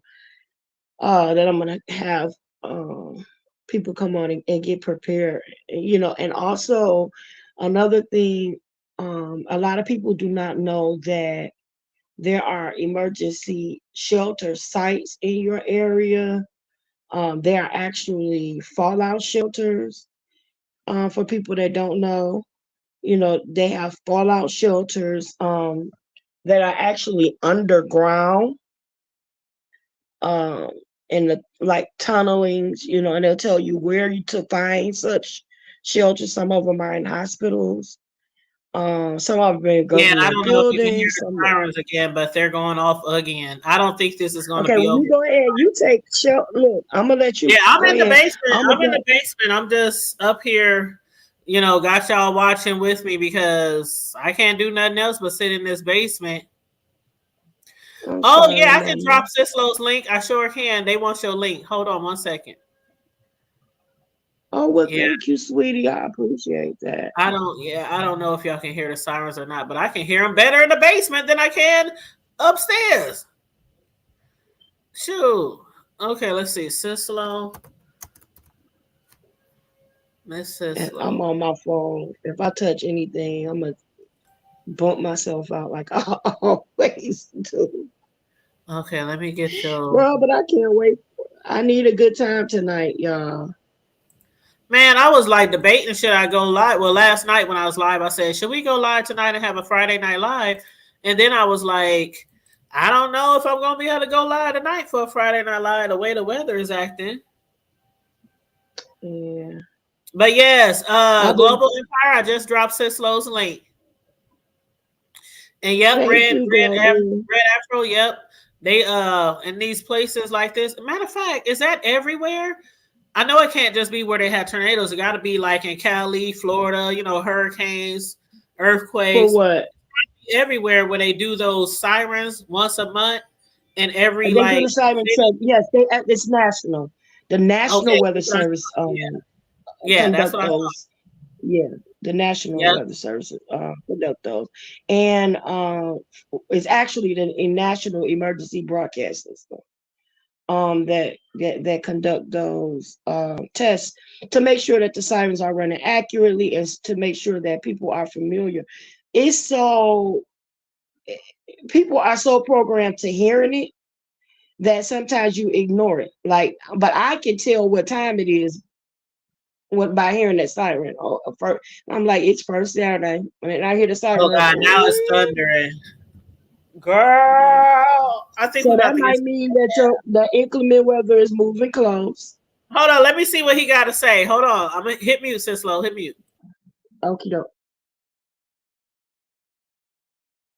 And it still has this area of rotation on it. So there could still be, some spinning clouds in there, but we don't have, in that particular spot any longer the debris signature that we had earlier. So certainly some good news there. All right, back in good news, the confirmed tornado and the tornado warning here that was up into Stanton County is now just a severe thunderstorm warning. Cells coming across the Omaha Metro here. Still have the confirmed tornado warning, although we can't find it anymore on the radar. That goes until 5 o'clock for Western Harrison County. Got 10 more minutes on that, but it doesn't look as impressive on the radar any longer. All right, we've got more damage updates here. Go ahead. Yeah, Bill, we're collecting a bunch of damage from up in that area near Blair. We saw a video from Sarah Feely. She had the video of it would appear to be a woman who was on a stretcher being loaded up. She was in her house when it was hit. I'm getting reports from Millstone Estates. That's County Road 32. It's just east of Highway 133. Entire homes are gone, I'm being told. A lot of damage. I have friends down in that area. They're looking to see. No word on any injuries in that area. 204th and Ida, we've got some tree damage and some home damage. Quinny, see you got some. Yeah. Just kind of going over again what we've seen earlier in terms of damage. We know that the 204th and Fowler area has damage. There is damage at Sycamore Farms in the junk stock area. That was well before we saw this recent stuff here. We know County Road 32 and Highway 133 in DeSoto, debris, rain-wrapped tornado over there.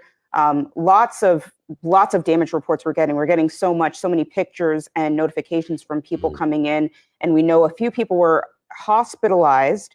We know that 3 people were injured from the Garner Industries damage. That's in the Lancaster County area. The Deputy Chief Ben Houchin says 70 people were in that building when the tornado hit. A lot of people in there were trapped and rescued. Again, 3 people hurt. None of that is reported to be life-threatening right now. Yeah, and a number of people were taken over to the Lancaster County Event Center. That's just off of 84th Street on the northeast side of Lincoln. We've shown a dramatic video of the tornado not far from there as well. So this thing is just really seems to be centering over Blair right now, and that's where. Hold up, y'all. My oldest son just said he's on the way down here. What the hell? Hold up.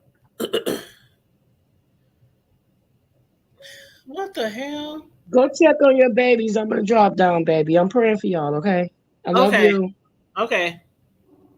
Thank you, boo. Hello? What you mean you on the way? Y'all left the house? I don't know what else that means. Yes. It's just you and the baby? Me, the baby, and Mir. And Mir? Okay, all right. I'm gonna open the door. How far away are y'all? You're like 2 minutes away. Okay, I'm gonna open the door. All right. Lord Jesus, they done came down here for shelter. They live in an apartment building. He talking about I'd rather come down to your house. Lord Jesus. What the hell? All right, so I'll be back. I gotta go let my son in.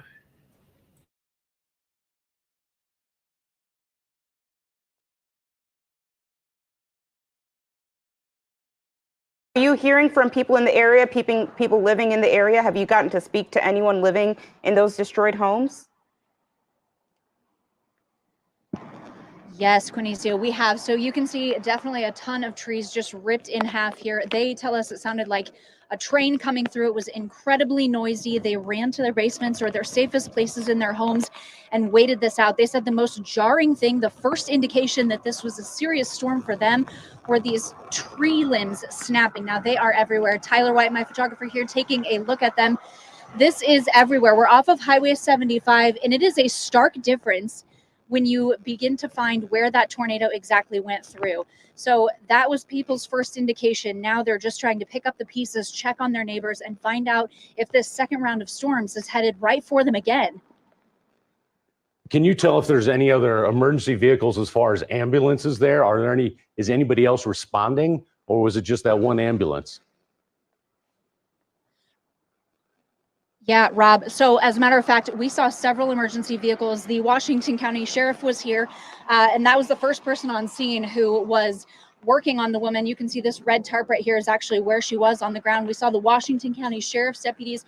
We saw several law enforcement vehicles. That one ambulance to come here to get her. We also saw several fire trucks. And there's another ambulance just down the way here at another home, but they have not taken anyone away yet. So we are still waiting to see exactly what we're looking at down that way. But for now, of course, we're just at this leveled home here and working to learn the most we can, especially that woman's condition as she was taken away from here. Hey, Sarah, can you give us an estimate about how big the houses are there? Because if I'm fairly familiar with that area, the houses are spread apart, and we're not talking small houses. I mean, these are substantial houses.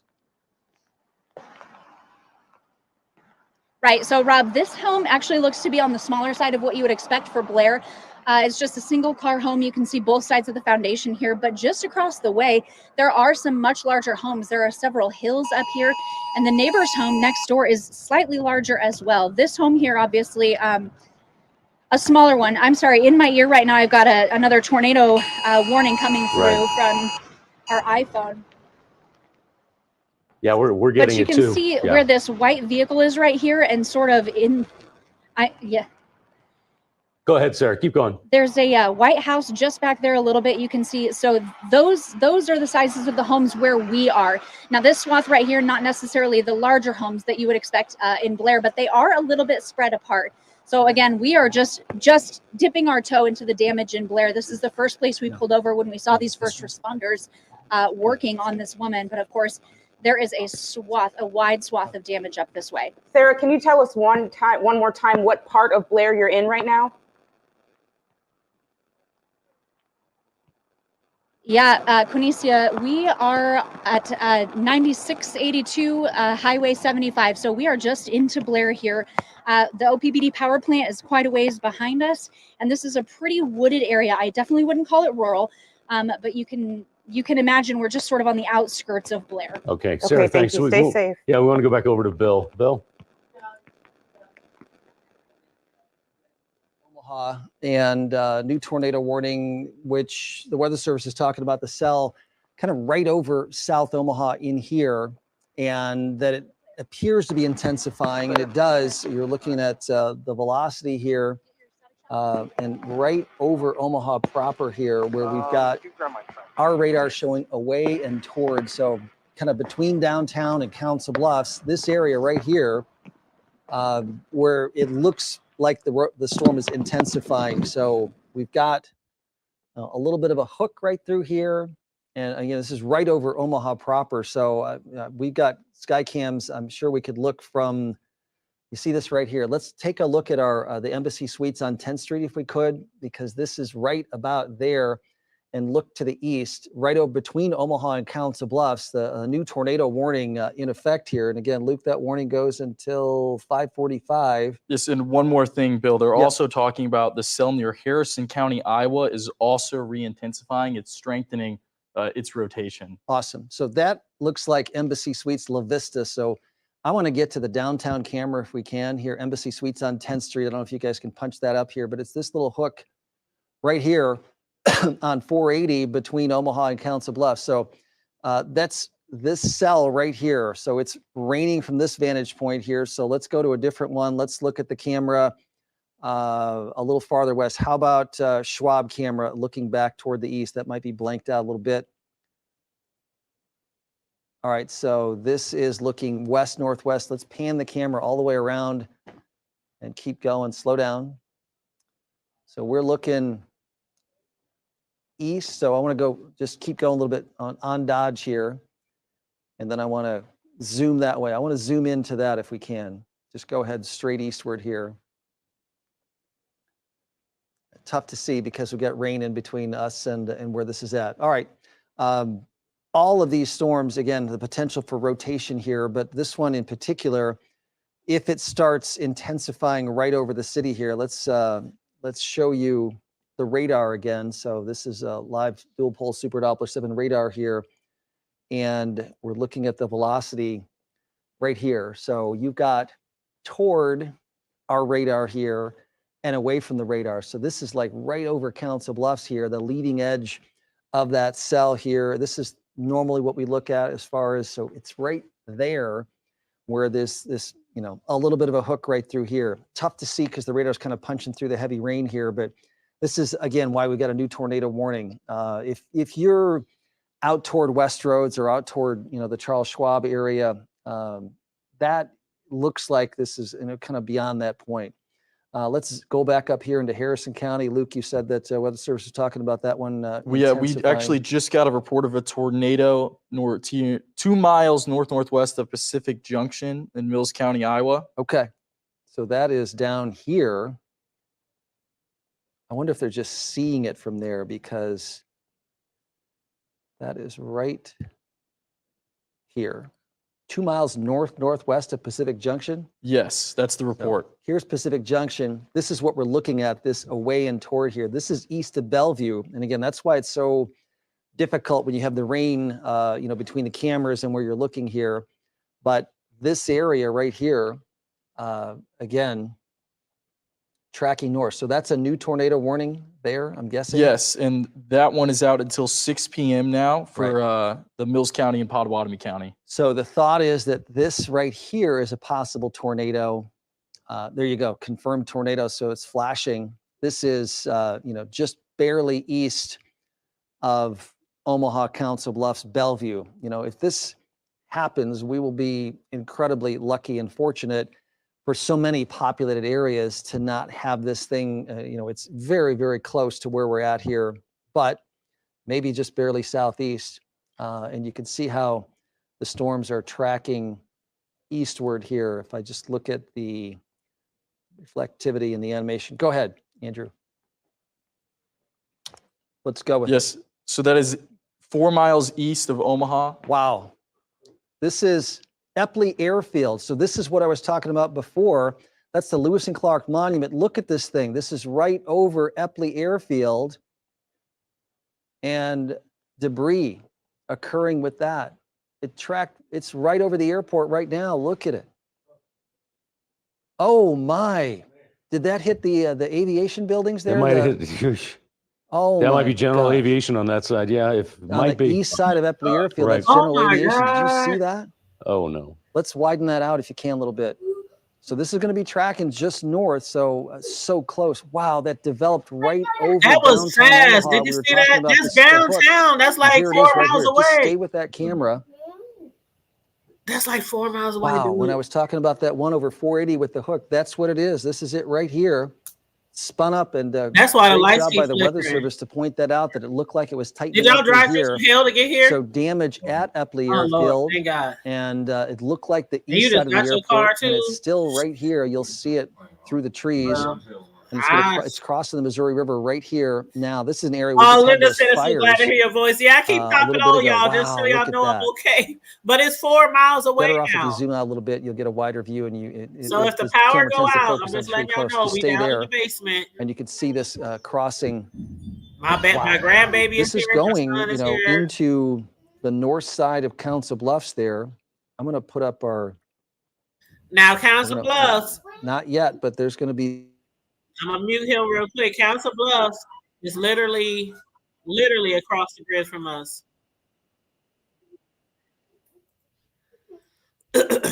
Hey, baby, come here, baby.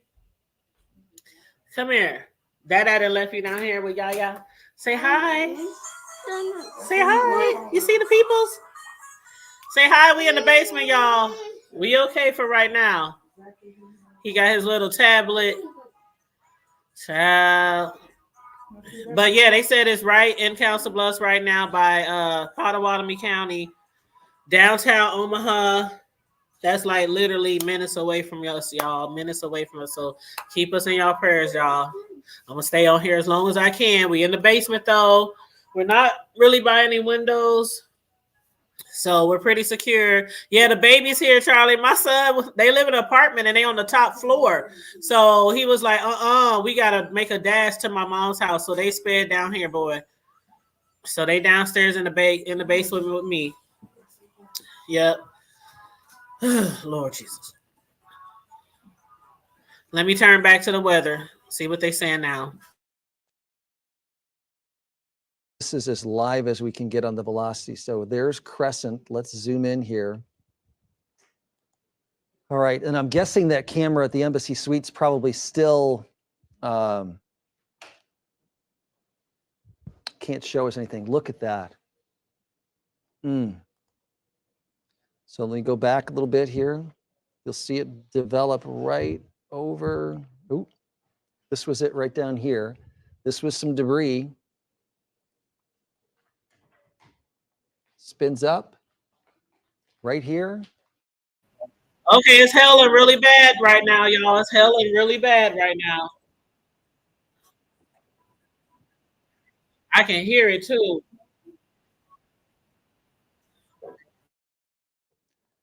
The general aviation on the east side, not the main terminal there, but continues and really, look at this.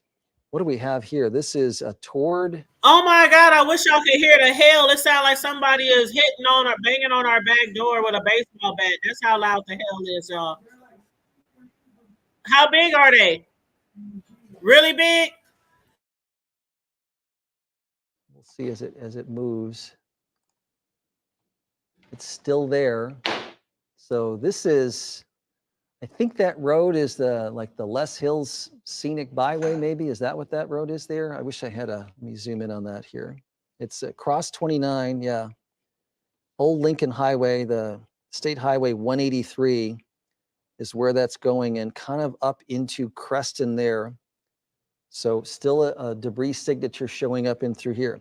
Let's get back down into Pacific Junction. I don't see a debris there, but this obviously is. So we know this is a tornado still in this spot right here.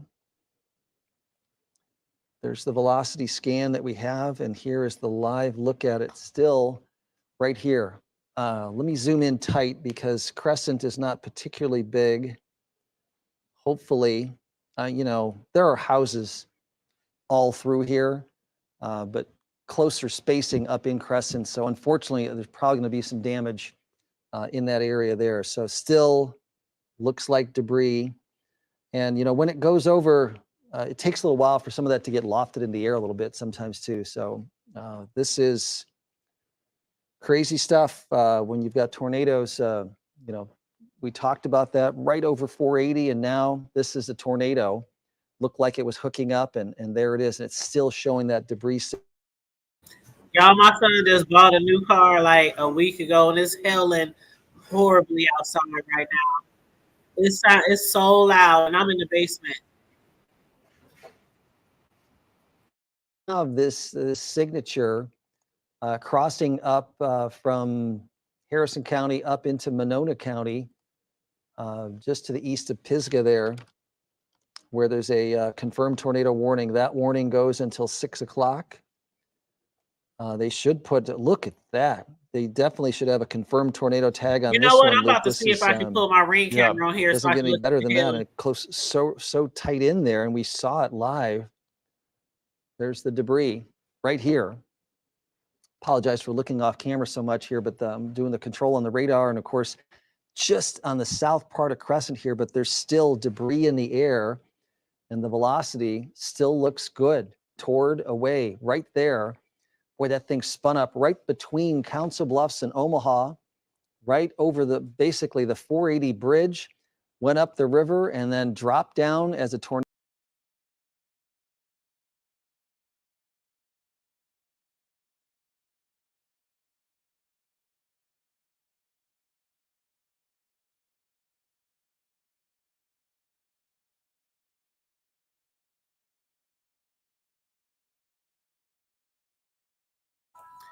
Okay, y'all see the hail? All in my yard.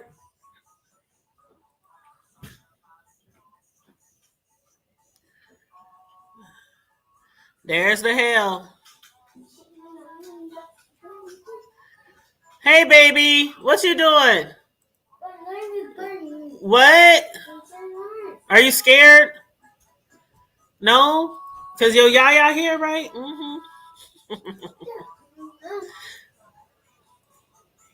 Okay, let's go back to the news. Fire. There are no serious injuries to report yet. But if you look down this neighborhood, this is the Arbor Ridge area on the northwest side of Elkhorn, near Elkhorn Middle School. I mean, I talked to one guy, he called it utter chaos. He said it sounded like the largest freight train ever that was just rumbling through. All he had time to do was duck. Wow, look at these houses. And it just stretches. If you keep going east, it just stretches down there. I'm going to point you toward the grass, actually, real quick. You would think maybe these are hailstones. No, this is just insulation from the dozens of homes that are damaged. And my photographer, Stephen Getz, if we pan up, you can see the damage that keeps going. The houses all the way back there, their roofs torn off. Look at the forested area, the wooded area, snapped in half. We're going to keep surveying the damage here, Bill. When I talked to the gentleman just a few minutes ago, he said it was the largest tornado he'd ever seen, half mile to a mile wide is what he described to me, and that it just came and it was there. Right now, there's just neighbors talking to neighbors, people making sure they're okay, but cleanup here, I mean, it's going to last a long time. Send it back to you, Bill. Bill, thank you so much. It's important to get people out there to see and help folks that have been damaged. I'm telling you, there's going to be a lot of that. And just the path that this thing took and the subdivisions that went over, there are going to be many, many more situations like what Bill just ran into. All right, we've got, a confirmed tornado here. We've got another one that looks pretty good over into western Iowa. This is the velocity scan, and this is now on the east side of Crescent, but this still looks like a tornado over here. Luke, go ahead. Yeah, we just got a report of a tornado there from a storm spotter 1 mile south of Crescent. So looks like they haven't confirmed it yet, but we did get a storm spotter report of a tornado there. Right. Well, obviously the Weather Service knows that, they can't follow everything, but, we saw it touch down at Epley Airfield and there's still debris in the air here. So I imagine this is still on the ground here, just now northeast of Crescent. There are a lot of homes built in the hills over here in western Iowa. They are spaced out a lot. Maybe we're lucky and many of them got missed, but there are going to be some damage reports come in through here on the north side of Council Bluffs in this path, as you'll see just over the last 15 minutes where this thing tracked here. And I'll just drag the slider back here and you'll see it was here, here, here. So all of this is just going back 15 minutes. And this is 5:04 and this is present. So this has been on the ground for about 15 minutes. Still looks like it's on the ground, tracking up here. It gets a little more rural once you get farther up to the north here and just to the east of Honey Creek. But again, a lot of homes built in the hills over there and still looking like there's a tornado occurring there. If you're in Council Bluffs, this is already swept through, and it's so very fortunate in Council Bluffs that it looks like it just barely missed. I mean, it was over Epley Airfield and then tracked up through the wooded areas here and then now up here. This maybe is debris down here. Let's check that out. That's the right spot. Let's look at the velocity. Yep. Oh boy. So this is another tornado. This is the one that has the confirmed tornado warning on it that Luke was talking about earlier. But we see the scan, watch the sweep come by. Hey, Bill, and one more thing. We also have a confirmed tornado, the tornado warning in Nemaha and Richardson, Nebraska. Okay. That has a confirmed damaging tornado with baseball-sized hail. Wow. All right. So there's damage. There's debris in the air right here near Dumfries, and now just up to the north. This is our live picture of it right through here. And that is just about to cross into Pottawatomie County here. It is in Pottawatomie County, excuse me, just about to cross to Highway 92, which is right here. So 240th Street, Highway 92. Let me zoom out. Let me get back to the radar. And then Luke was talking about down here in Nemaha County, and confirmed tornado down here. Let's look at the velocity scan. And if there's any debris, I don't see. They say it is 7 miles northwest of Falls City. Okay. All right. The velocity looks like this is probably where it's at right here. But part of the problem when you get this far out, this is it right here. Here's Falls City. This would be the strong rotation toward Omaha, away from Omaha, right in through here. So Verdon, Strausville, Salem, and then it's going to be tracking up towards Schubert. Let me widen this out here and give you a quick animation on it so you can see where it's right there. And this looks pretty good too, that couplet that was there in Nemaha County, crossing the river into northwest Missouri, Atchison County. So, gee whiz, continuing rotating thunderstorms. These two look really good. Wow. Again, just barely east of us. Look at the gate-to-gate shear over here. That looks really impressive. This is now northeast of Crescent, and that should be a flashing purple as well. We know there was a tornado that we saw 97 miles an hour away, 48 miles an hour toward. That's incredible. So tornado here. Let me just show you the correlation coefficients of the debris right there. So we know that this is still churning some debris in the area with that. And then the one in Pottawatomie County, there it is, crossing Highway 92 right there between 240th and 260th Street. That is a tornado. And this is debris occurring as well, tracking northeastward. So let me just animate that one so you get a sense for where it's going. Just showed up recently here. So there was a tornado warning, there was a funnel, but now you see the debris that's showing up right here crossing Highway 92.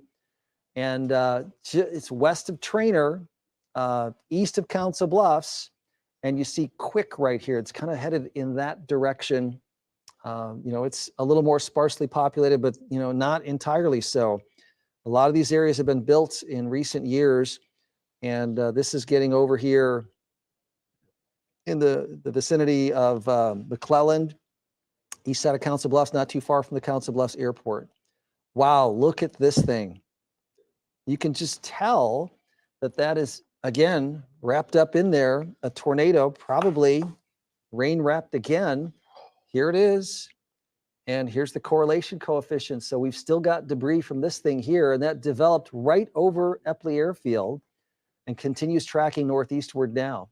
The warning for this one goes until 5:45. The warning farther east in Pottawatomie County goes until 6 o'clock.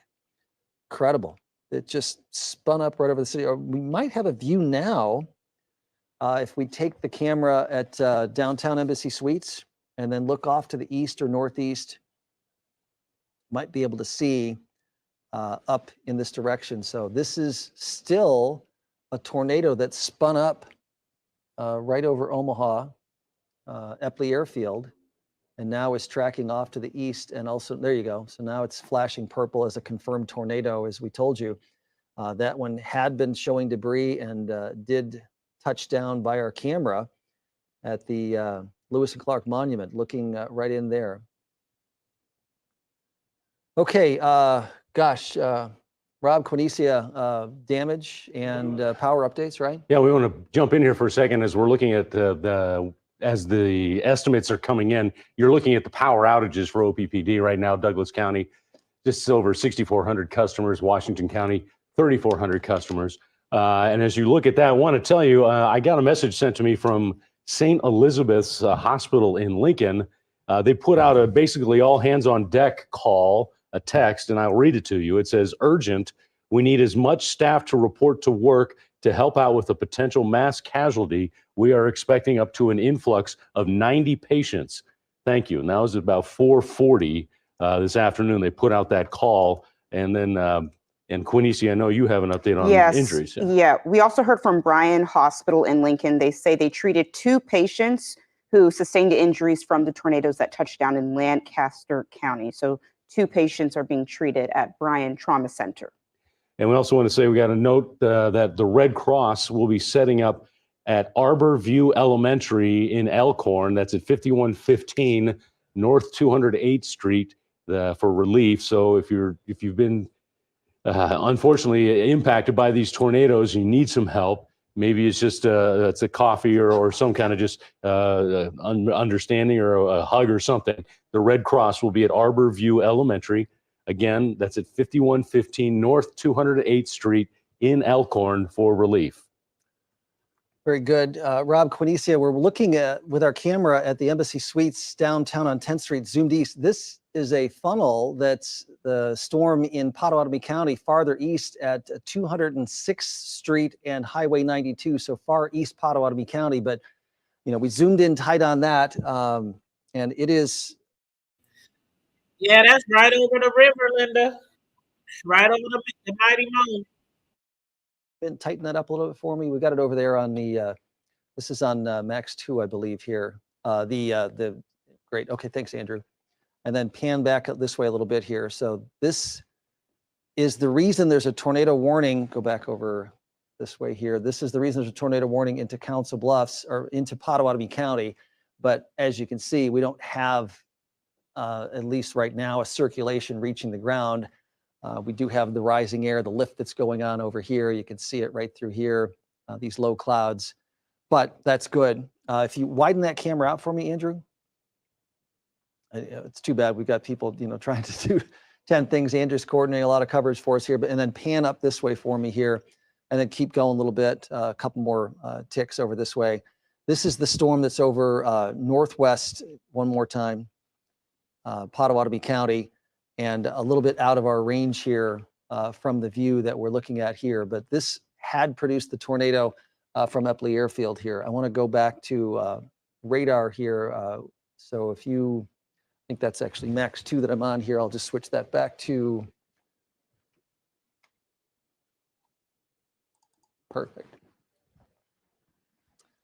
This view will give us the velocity. And also, so this is the little spot we were looking at there. I told you near Quick now is right here. And I don't think there's any longer, well, no, there is still a little bit of debris that's been lofted in the air with that. So sometimes what happens is it'll touch down, you'll pick up some debris, it's floating around, and the radar sees it. So we have that still with the confirmed tornado. And then this is the one that touched down at Epley Airfield and is now getting ready to cross the interstate near Beebeetown. And we still have a pretty good away from Omaha and toward Omaha. So it's right here, and that's moving up. They talking about away from Omaha and towards Omaha, like.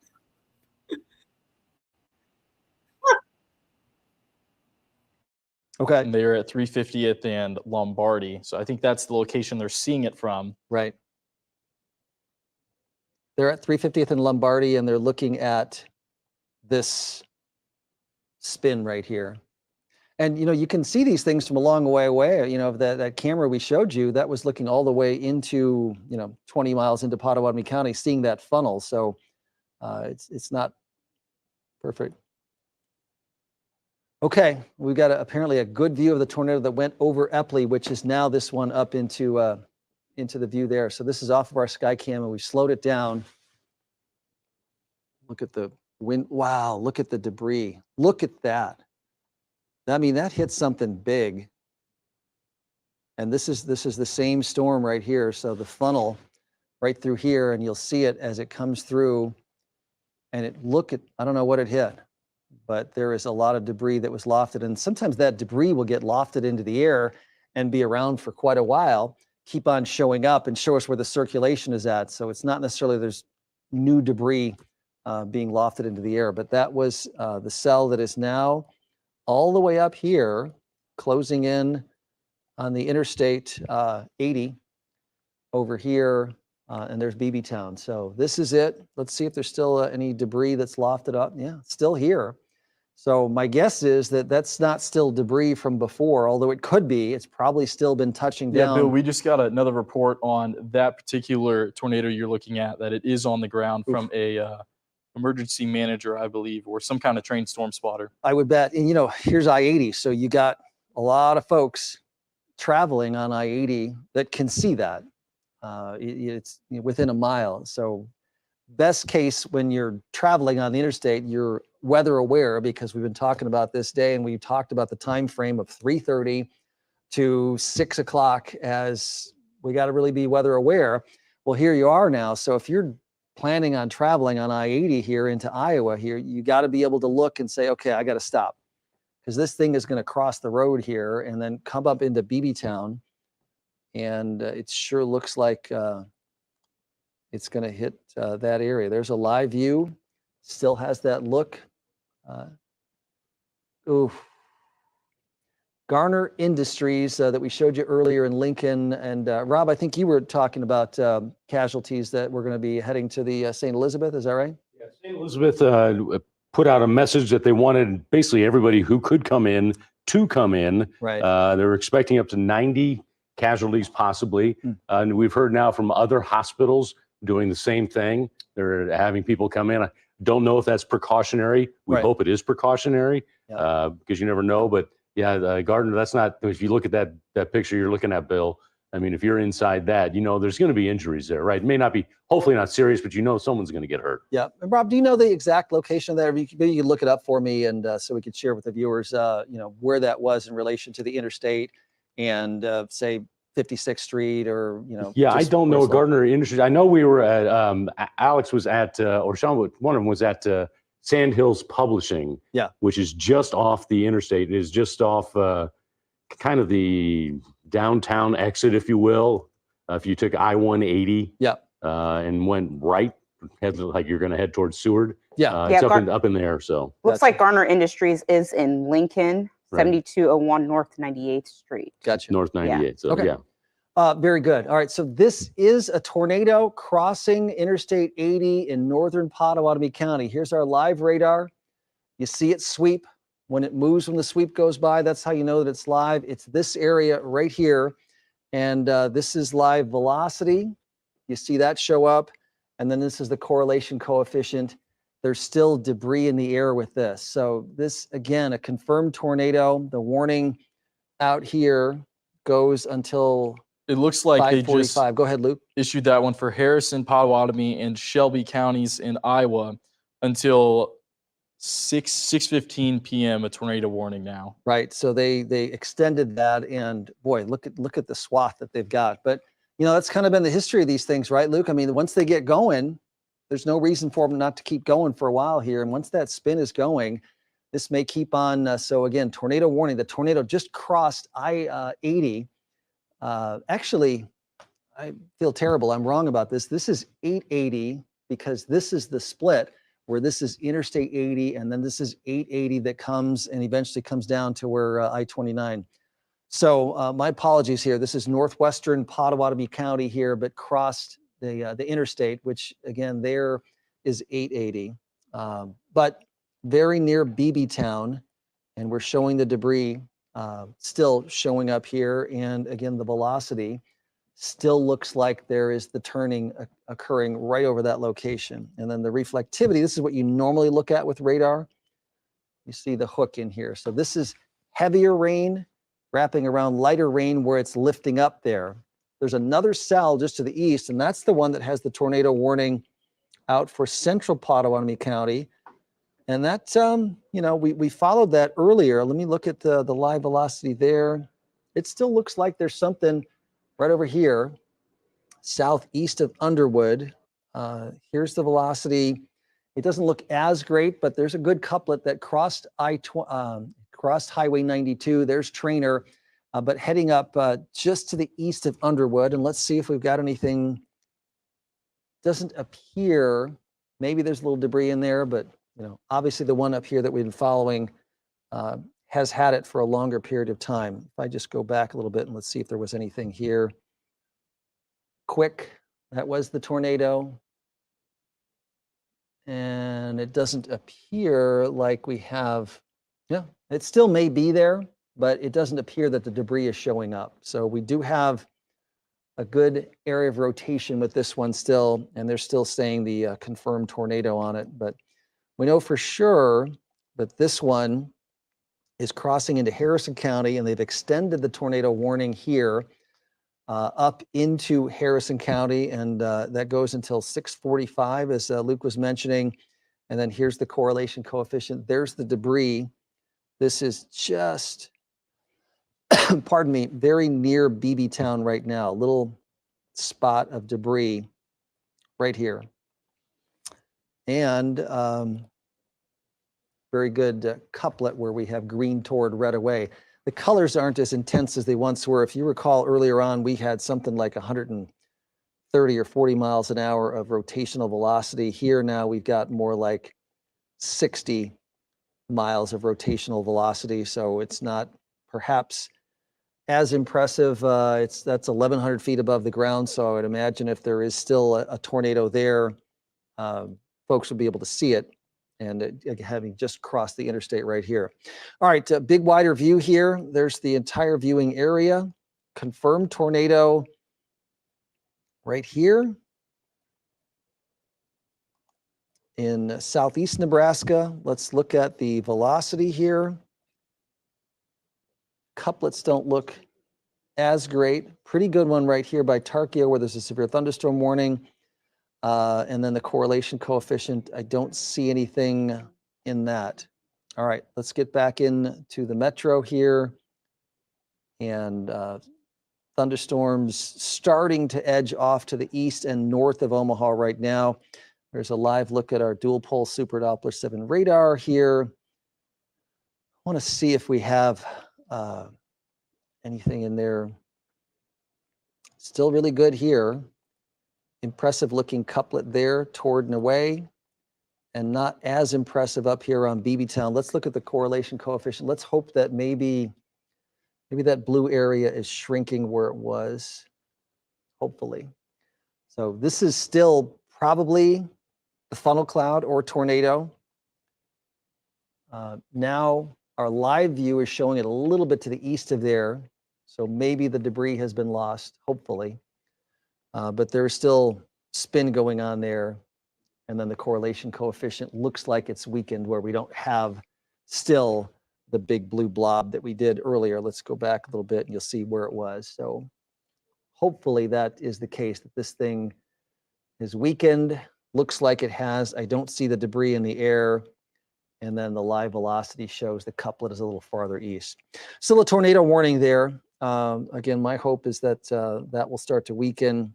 Unfortunately, this one still looks pretty good over here into Iowa. That I want to see what that is there. Yeah, Bill, we got another tornado report from an emergency manager 3 miles southeast of Underwood in Potawatomi County. That's this one right here, Luke. Okay. And they're saying tornado? Yes. Okay. So he's looking at this. This looks like some debris in here. Here's our live velocity.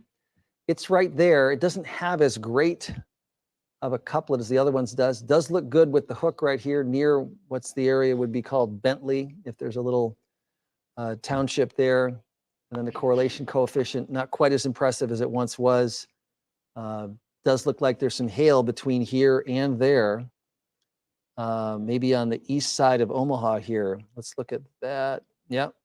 And still just to the south. So I'm fearful that there was some pretty good hail that occurred over Sarpy County. And then that cell that was up around Crescent, that looks like it had some hail in it too. So that's one of those things that we're after the fact, we're going to find out, okay, there's hail damage here. There's issues there, but I'm Elkhorn area, Waterloo area, they were hit hard by a tornado, a big tornado earlier on, and that tracked across all of Douglas County. It kind of formed. It's the same storm that produced the tornado down around Lincoln and Waverly, but continued and then put down another tornado. We were looking at our sky cam at around 3:30 from the Methodist Women's Hospital off to the southwest. There was a funnel. It touched down. That was the area right about Sarpy, Douglas, and where Saunders come together on the Platte River. Tracked right up through southwest Douglas County, all the way across western Douglas County.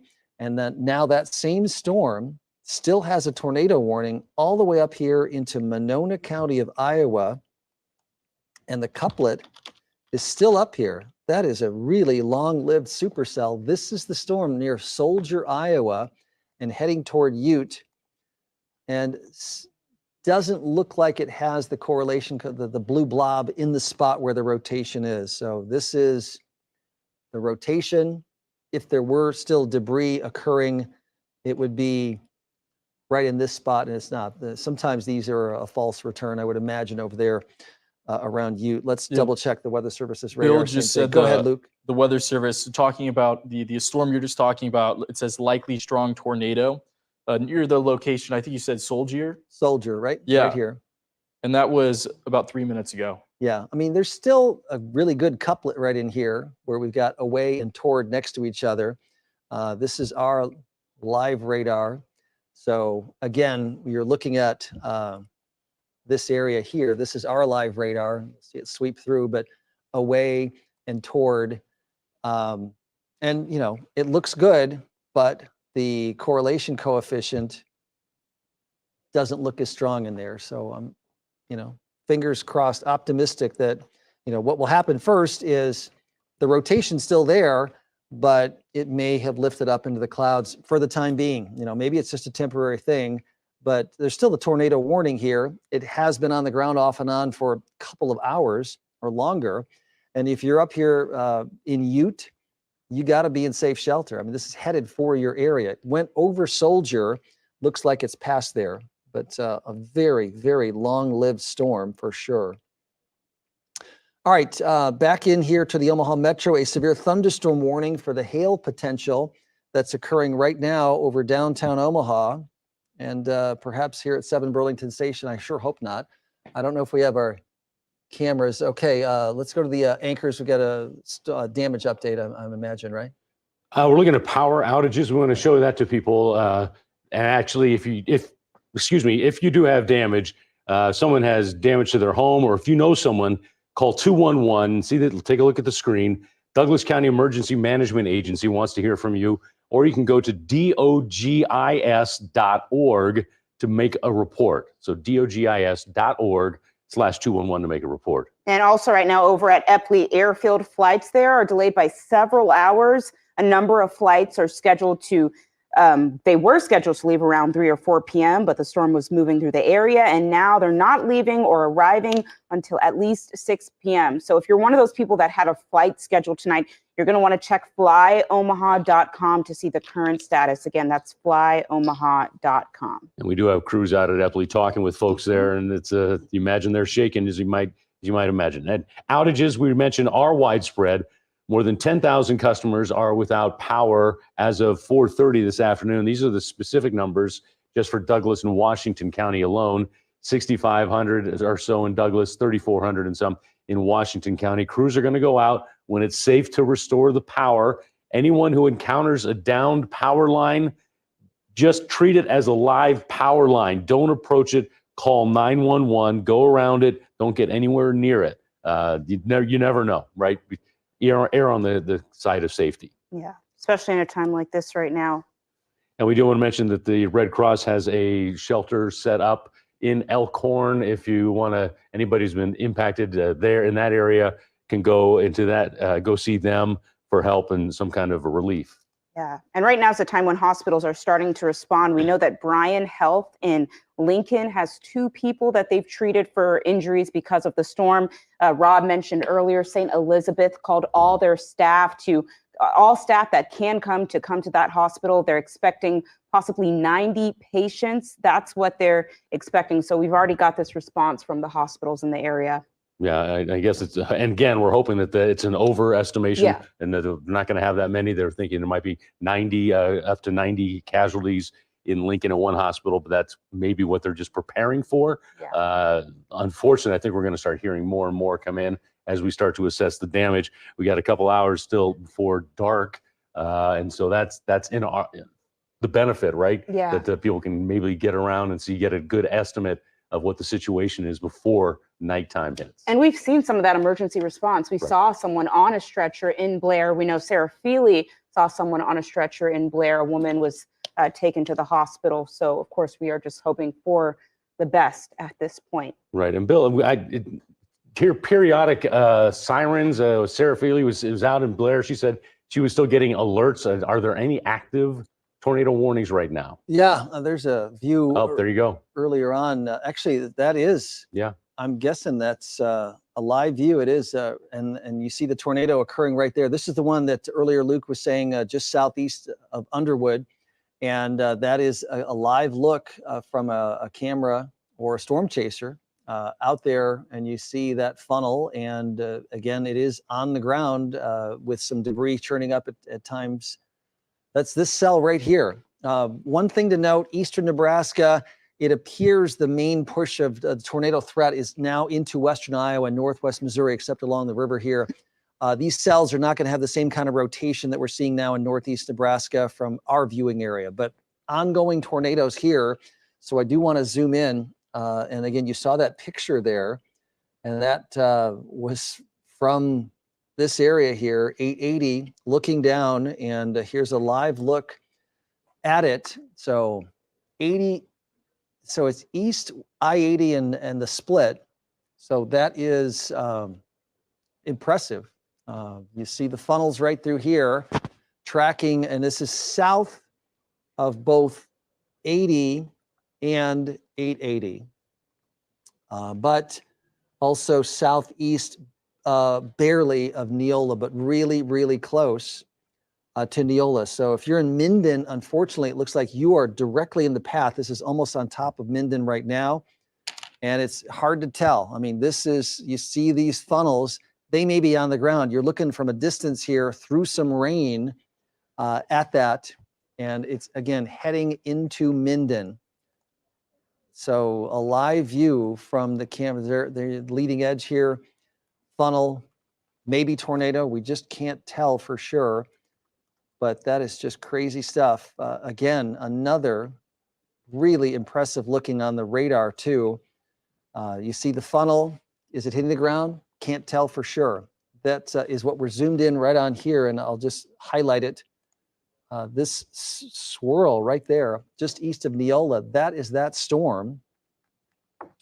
Hey, Bill, how fast is this going? How fast is this moving on the ground? Most of these things have been going about 35 or 40 miles an hour. And of course, it's tough to chase because unless you have a road that's going the same direction as that, you gotta, if you have to square it off, you can't keep up. But, this is a funnel, and you see on the other screen there, just barely southeast of Neola, which, Neola is kind of on the northwest side of Interstate 80 there, if you're traveling toward the northeast there.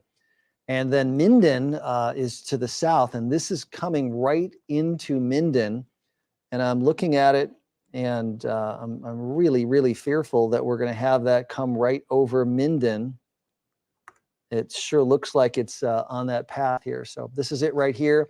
The camera's looking through rain, so it's not as impressive as some of the other videos that we've seen today or pictures, but it is impressive because this is happening right now and showing up on the radar right now as a couplet toward away right next to each other. And again, the hook, really impressive, that swirl. This sort of developed earlier down in northwest Mills County, tracked up into Pottawatomie County, crossed Highway 92, went up near Quick, and now is up here again in northern Pottawatomie County, just about into Minden, right like a mile southwest of Minden right now, and rain in between us because that camera is essentially right here. So kind of underneath rain, I'm circling where the camera is, and you're looking at the funnel is the swirl. The sweep is going by it right there, going right into Minden. So hopefully this is somehow not producing a tornado and it's just a funnel. Can't tell from this vantage point because it's so far away. Rain between the funnel and also the viewing point right here, but the radar sure looks really impressive. Go ahead, Andrew. Okay, well, we've seen several of these today, and our Bill Shambert is out in Elkhorn, and he's with a family that was hit by a tornado just a little earlier on this afternoon. Bill? Yeah, Bill, if you can see the road behind me, this is Fort 210th. You can see the power lines. You can see the new construction off in the distance. A lot of these neighborhoods are just decimated. And, you go one block in the other direction and homes are perfectly fine. I'm with the family, the Woodward family. This is Mike Woodward. You were home at the time, right, Mike? We were very fortunate. We have a bomb shelter basement, and we were down there, and you could hear it come. But we thought the house was fine. We came upstairs, but then you walked outside, and we lost pretty much every tree on the property. But nobody got hurt. Dogs were all good. Cat. Everybody was in the basement, so we were good. Were you watching it come? What did it look like? What did it We sound were like? watching the news, and it got really dark across the river to the west. And then actually, Bill Ramby was pointing out, they zoomed in off that camera that was over on the Platte, over by West Shores, and it looked really nasty. So that's when we went downstairs, got everybody rounded up, and we knew we got hit. You could hear it, but we didn't know how bad until we got outside. I've heard freight train. Is that about right? We're so far down. We have a bomb shelter that's below the basement. All I could hear were things cracking and breaking, but nothing. It was just loud and windy. That was about it. Talk about this. You already have a chainsaw out trying to. We're trying to go get another chainsaw blade because this one's a little dull. We're not making much progress, but I can't get my car out of my yard. So we're going to try and get out on the right of way here. We got power lines down across the street. So I don't know if we'll get very far. But everybody's safe. Everybody's safe. That's all we can pray for. So thank God. Yep. Thank you so much. Thank you, guys. Again, 210th and Fort. This is kind of the Arbor Ridge neighborhood. We just.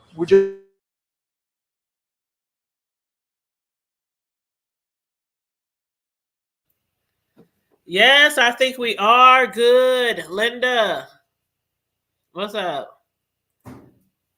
Can y'all see me? I'm in the basement, so it's a little darker over here. But yeah, I think we good.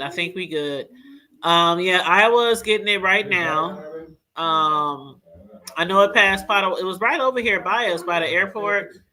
Because I'm on the other side of the Mighty Joe down here on the northeast end.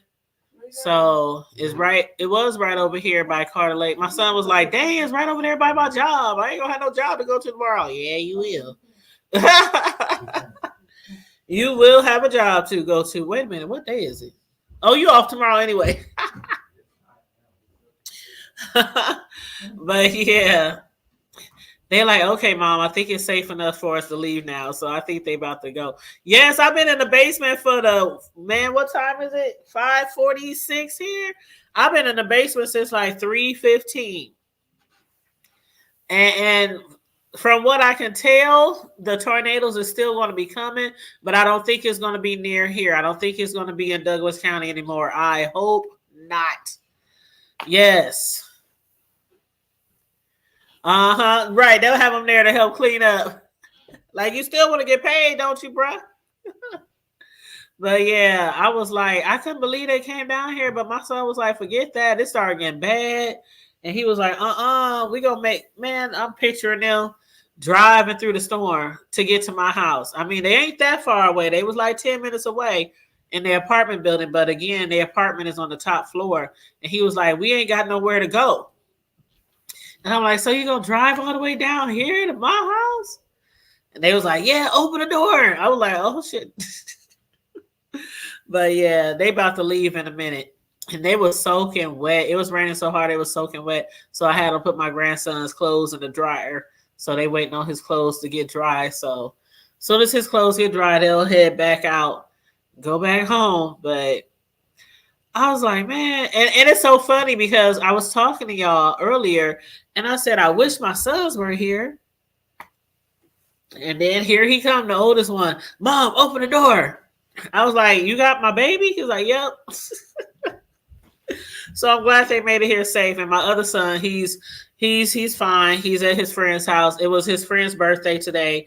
And like literally like 30 minutes before the storm hit, before the tornadoes went off, my youngest son was like, all right, Mom, love you, bye, I'm out. I'm like, where's you going?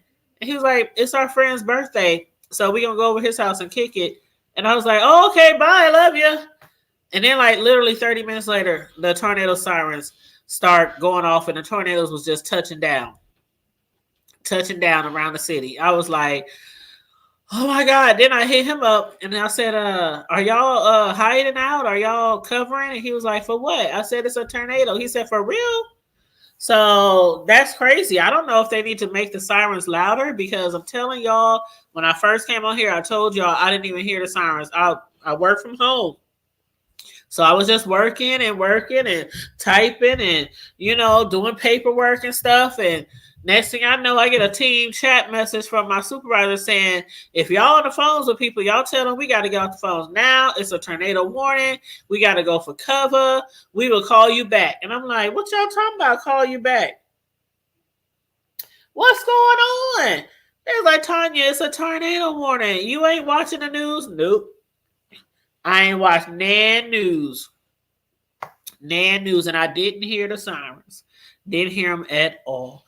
But yeah, I think we're gonna be okay. But yeah, we got some. I showed y'all the hail earlier from one of my Ring cameras. But yeah, I showed y'all some of the hail that came down about 30 minutes ago. That stuff was loud too. It was loud, but the hail didn't seem too big, at least not over here. So I'm hoping it's not too much damage. But yeah, I'll have somebody check my roof tomorrow, and I'll go outside later and check around the house, see if anything got damaged.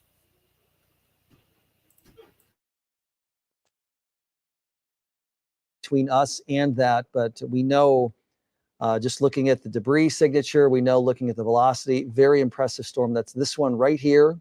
I'll zoom in, and just so that everybody else, okay, the rest of eastern Nebraska and southwest Iowa, this storm is not as impressive. It's crossing into northwest Missouri, Atchison County of Missouri, but we're fortunate that most of these storms are starting to track out to the northeast. Nathan Moore is out here, and wow. All right, so that is I-80 right here, and here's the storm that is a tornado and has just crossed I-80. And it's still sort of swirling and evolving. And I'll zoom in the radar here where we're at. Now that is a big tornado.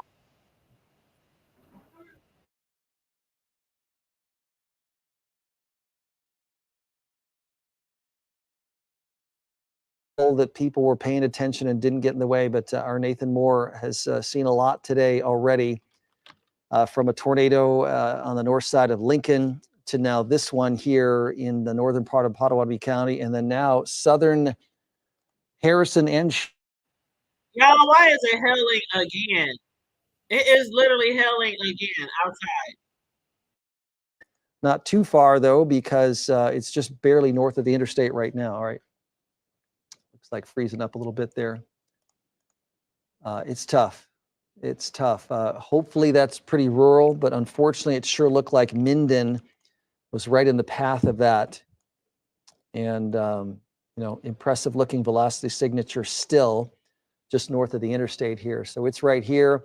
Again, it's kind of hilly there in western Iowa. You've got some areas where you can see a good view, and then other areas where you can't. So you got to be careful when you're traveling in a situation like this to make sure that you can see enough of the horizon to see where the storm would have gone through. Wow. Okay. Ooh. Looks like cars are stopping here. And this is about probably where the tornado crossed the road here. Something.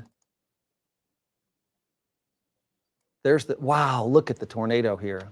What is this stuff on this debris on the damage on the road there? But look at that tornado now. My goodness.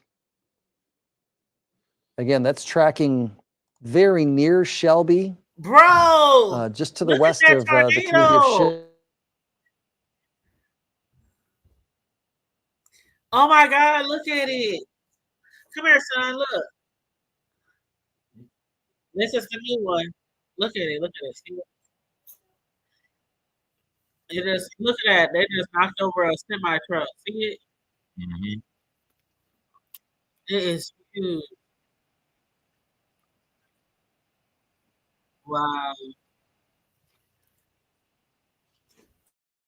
On the storm here, but this is it right back in through here.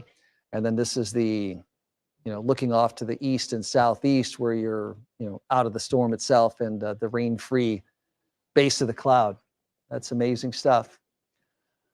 Okay. Tornado emergency with that one. And that is now up into Shelby County of Iowa. And Nathan Moore. Love y'all. All right. Hey, bro. Going down. I just told my son I want to go chase the tornadoes. He was like, "No, you don't, Mom." I'm like, "Yes, I do. I want to go. I want to be a storm chaser." See, we used to back in the day, church used to boot on. I know. Shit, it's tornado outside. We going to hang out. Where you at?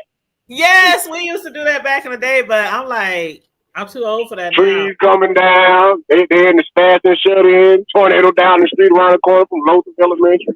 We all outside hanging out while they downstairs praying. And Shondo My grandma stayed right across the street from Sacred Heart. Already. So yeah, we used to be out there. How y'all doing? Where y'all at? I mean, we got crazy weather up here, but how's it down there in Texas? She said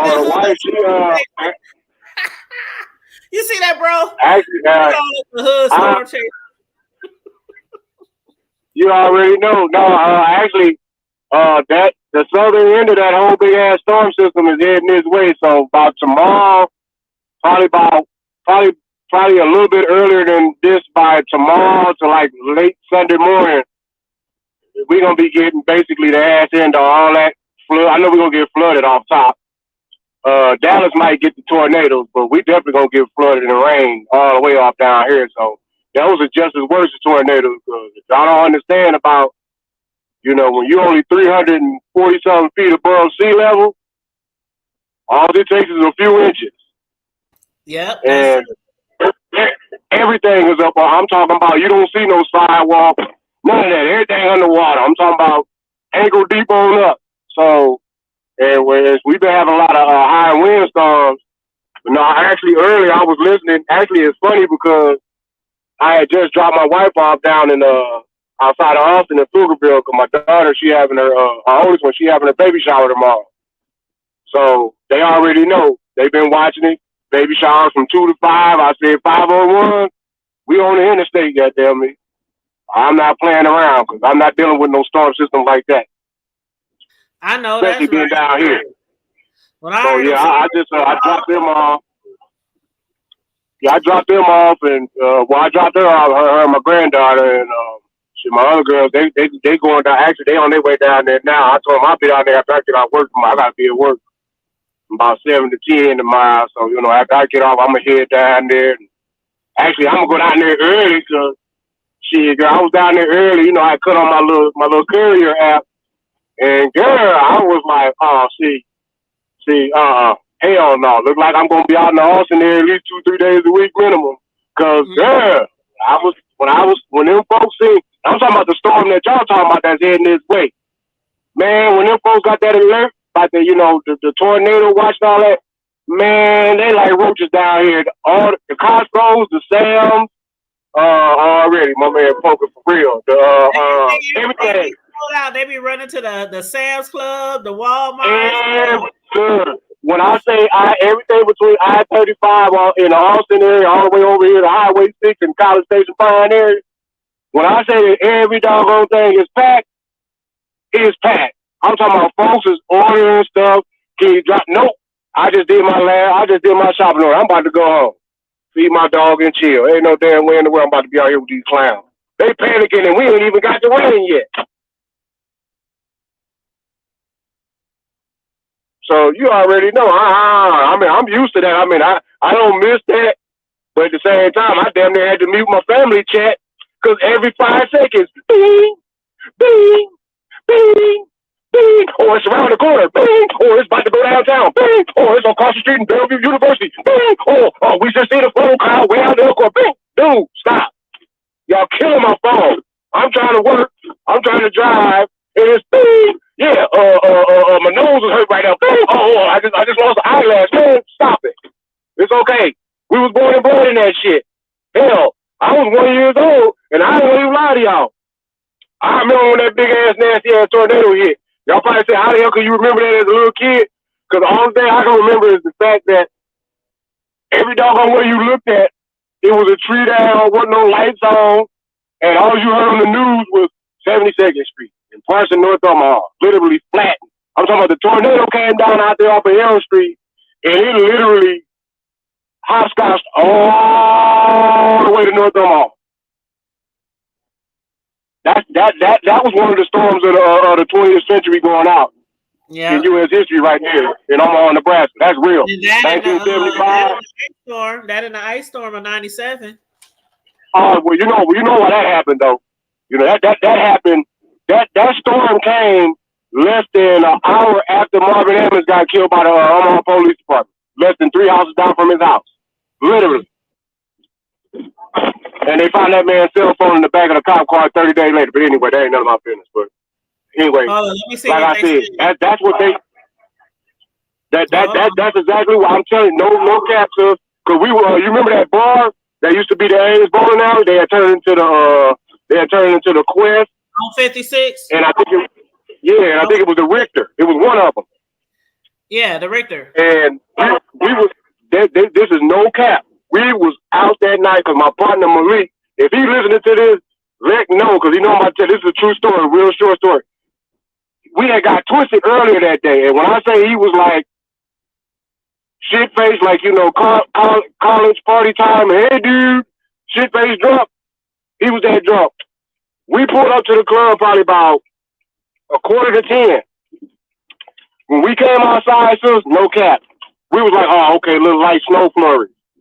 By the time we left Richter on 5th, and by the time that my kid folks got me to 48th and Ames, they had to let me out at the top of the hill so I can walk down the hill because the snow and the ice was just that dog. It was already knee deep. So, yeah, y'all be careful up there, man. Real talk. I got some loved ones out in the Bennington area too. So y'all definitely, keep it cool, be careful, don't panic. Y'all should be used to it by now, but y'all know how we get. Y'all already know how we get. Everybody, I'll tell you one thing ain't gonna shut down though. You know I'm about to go with this, right? We know you bootleg niggas over there. We know you bootleg niggas at church ain't gonna. Hey, Do you see it, bro? Hold on, he done dropped off. Hold on, let me bring Bill Ramsey back on here. And then down to the ground. So, boy, this is just so close It's to all the Harlan. way on Let's the hope it ground now. stays just west. Really impressive circulation that developed in far northern Mills County, tracked through Pottawatomie County. He's a mess, Linda. He's a mess. Crossed up into Shelby County here, right over Tennant. Look at it. Look. It's so big. And look at the damage there. It's just tearing through neighborhoods. So this is just unfortunately a farmstead that was in the path. Prayers out to those people because it's just tearing through neighborhoods. And, continues to churn. Look how it's spinning. Up into Shelby County, getting closer to the middle of Shelby County. It's amazing in this day and age now where you've got these cameras that can stream really good quality, and then you've got cell signal out in the middle of rural Shelby County. But look at it. Look at that storm. And of course, he's broadcasting this signal to us, but he's going to have this video, which will be much higher quality than we're able to see being shared this way, but it's still incredible. You can see it live where these things are happening. So just watching to see how close this is going to come to Harlan. That is a Huge monster storm. That is Little a tiny monster. satellite funnels or tornadoes rotating around the parent. And there you can see the cloud churning up dust, debris, and obviously having caused a bunch of damage here. Let me see the correlation coefficient. It's right there. I mean, there's just a huge chunk of debris when you get a tornado like that, that is continuing and really has an impressive velocity signature. Shelby County is getting it right now. Correlation coefficient, and then just the reflectivity. I feel bad for them because it's so a you lot can of see there are, space, houses out there. You hope that it somehow stayed away from.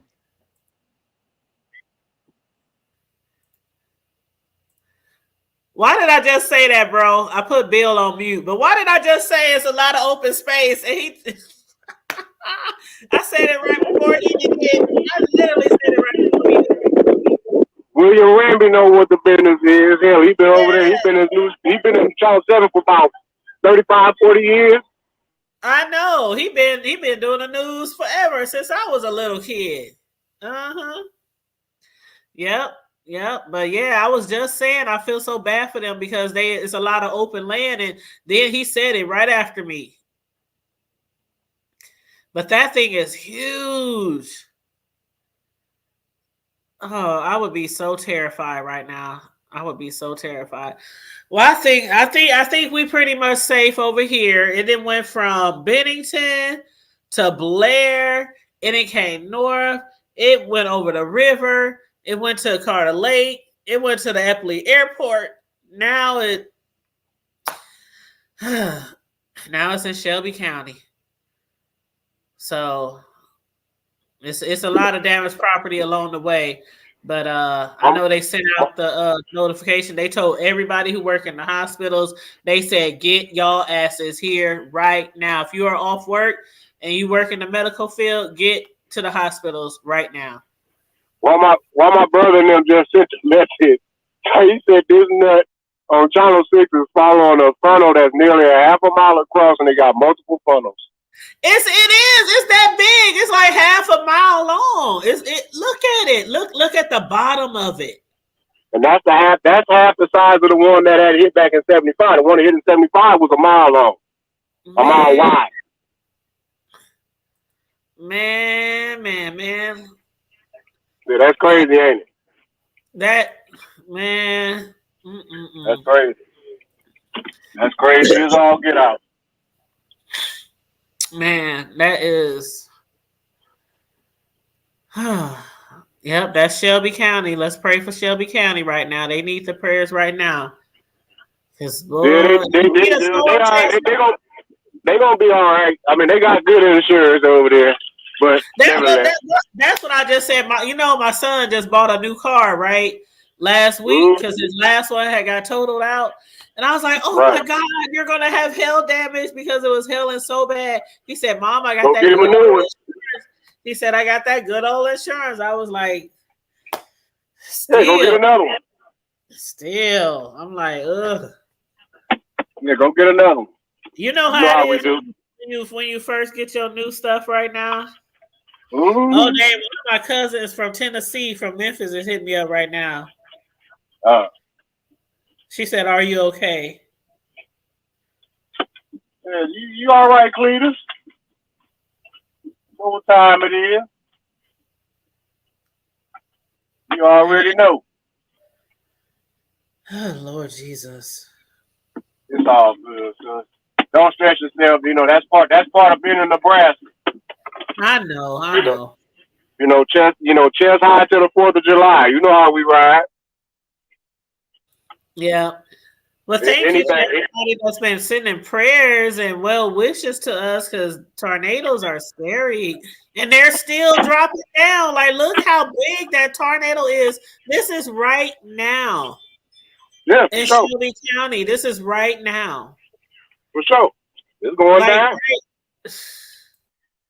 like right now. Not right now, but right now. Yeah, right now. Right now. It's writ. What is it? It's writ like the granny them used to say. It's writ now, boy. Not right now. Not right here, but writ now. I sound like Charlie now with her country accent. Sound like Charlie right now.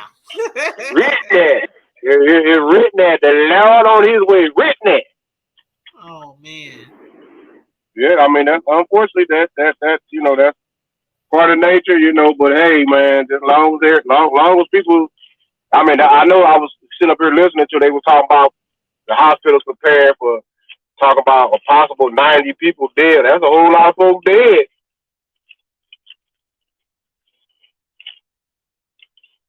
That's a whole lot of folks. I know it's some injured people. I know it's already people that's injured and stuff. I just hope nobody loses their life. I really hope no lives get lost. Right, no doubt. I'm just saying though. I mean, they said they're expecting about 100 people in the hospital, but yeah, you know how that goes. Yeah, anything can happen. Yep.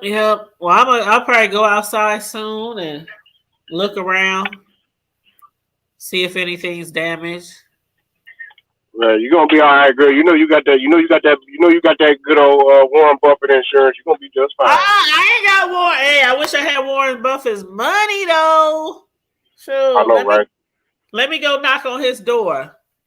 With this thinking ass, he'll probably be like, "Oh, you gotta go back home." Don't I know your mama? I'm like, Warren Buffett. You know how he goes.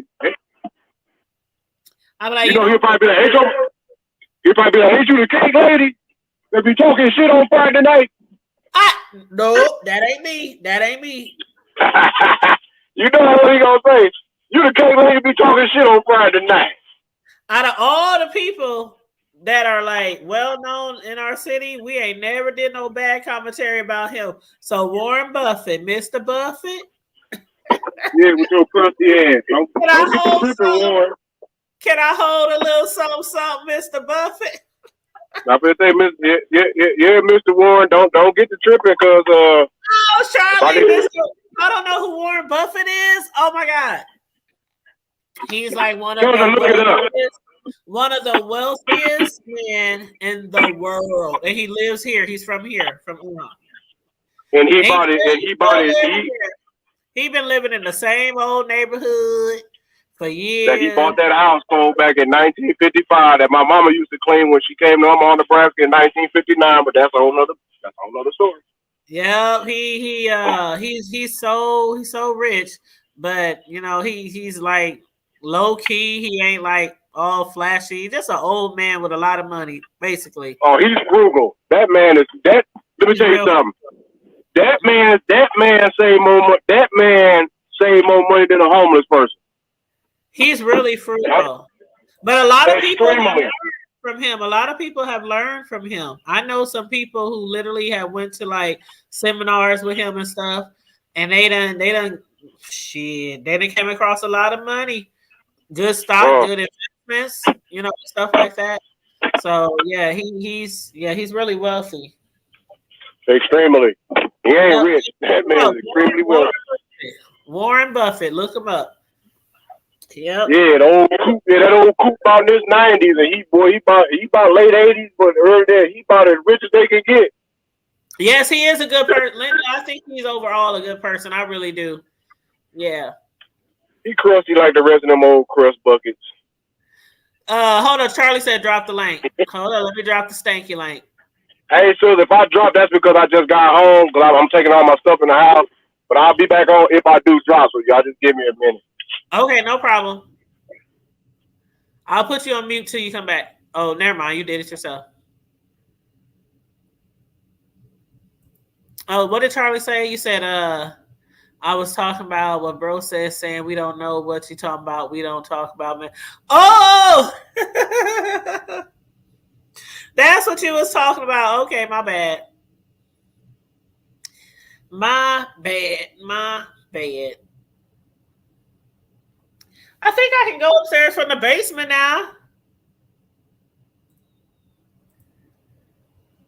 Hey, Charlie Boo. Hey, sis. I'm using my phone Read today. your Do I comment. sound good? Yeah, you sound fine. Okay. No, I was joking about what Bubba said, where he said, like you the cake lady, and all this be talking mess on Friday and Saturday and stuff. I said, no, I don't know what you talking about. We ain't did nothing. We innocent. That's what I be saying. We be innocent. When I hear my name out there in the YouTube streets, I be like, I ain't did nothing. I Well, ain't what did nothing. Who, me? you talking about Shoot. these folks? I don't know Shoot. what y'all talking about. Shoot. That ain't what I said. That is one compliment I hear about, though, you, the hood type, from almost everybody. You're so well liked because you do give commentary, right? But you're unbiased in your commentary, and like you say it how it is, and a lot of people respect you for that, and you don't get in the mess like that. You know what I'm saying? And even if you got two people that don't like each other in your chat, they know to respect you and not be going at it in your chat. Yep. That's how we try to get down over here. Like, I try not. Now, sometimes I can be a little biased, depending on the situation, depending on the topic. But for the most part, I really do try to just give the commentary as I see it, as I hear it, and try not to put 20 on 10. But like I said, sometimes it just depends on the content. But yeah, a lot of people love my chats because they like to come over here because they know it's not a lot of fussing and fighting and yelling and screaming and stuff like that. I'm like, we can just have a conversation, right? We can just have a conversation. Agree to disagree, just like one of somebody who really supports Phi last night hit the panel when we was discussing, V Lenore and Phi Babe. And she was like saying stuff and I was saying stuff. I was like, oh wait, I guess we just gonna have to respectfully, agree to disagree. I caught But that replay. that's how grown-ups should be able to do. I be catching your replays if I miss them. Trust me. I just don't always say it. Yeah. Everybody in the chat was on my side, and they was like, "Yeah, Tanya ain't lying. Tanya's telling it like it is, but we can still agree to disagree." Everybody, and I don't care who you is, if you was with a specific group back in the day, this is being the rules now. This ain't got nothing to do with the content creator. Ain't got to say it, even though most of them do say it. You don't go around they ops when they fighting. That's just point blank period. Yeah. Yep. But now everybody done relaxed because they done seen what happened from that. Like, it's not when we see people keep falling out, then falling in, falling out, then falling in. People get tired of that stuff when we think it's a play. Like, we automatically think it's a play, and then y'all trying to tell us, don't go here, don't go here. But y'all can make up and break up over and over again. It don't make sense. So that's why I always stood my 10 toes down.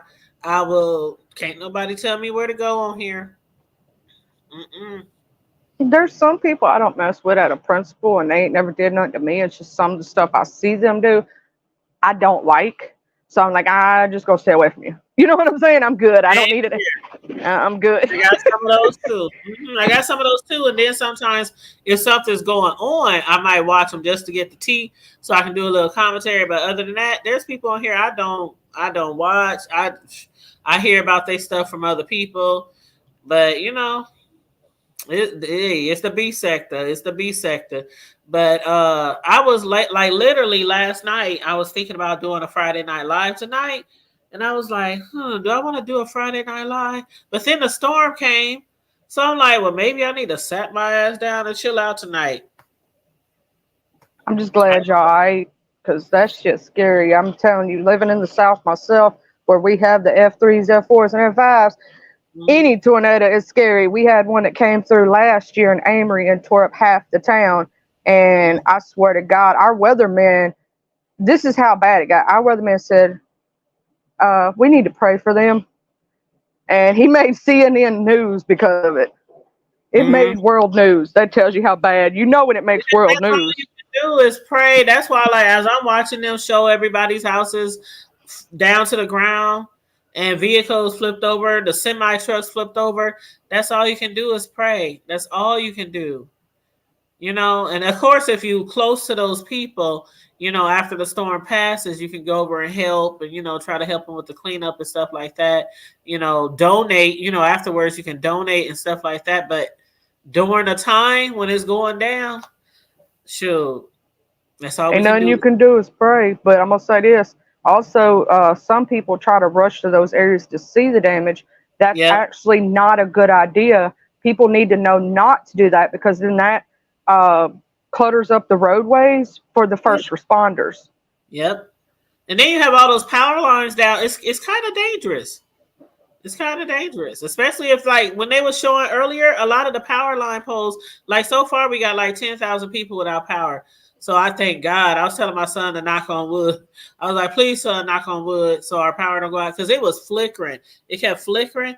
I was like, okay, I got my candles. I got my candles around me.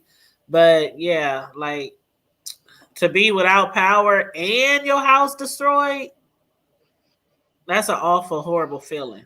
The Awful. the one that hit Amory last year, they're in Aberdeen, in the Wren community. It's still, you like, even if you go through right now, a year later, it's still so much damage. It wiped some, like there was a church that was completely gone. The only thing that was left was the foundation. Quite a few places like that. And when you go through it, you can still see the damage over a year later. Yeah, it takes time. It takes a lot of time to rebuild. We got some areas around here that, I mean, over the years, I live here all my life. So over the years, we done had some areas just totally destroyed, and it could take years to rebuild, like years. People living in hotels and, or, you know, something like that. Or sometimes the communities, they'll build like these temporary housing, you know, things like that. But it's not like living in your own home, surrounded by all the things that you have accomplished, you know, and collected, and, you know. Oh yeah, I met a lot of people when we were trying to get this house set up. My fiance would come down and stay in a hotel, right? So we'd stay in about a month at a time sometimes. And I met so many people that were displaced because of that tornado in Amory that were staying at the hotel. I mean, just families. There were two older gentlemen that I got real close with, you know what I'm saying? And it's just, even if you go through now, like even if they've repaired the houses, you can still see it in the trees. Like the trees are still not back to where they should be.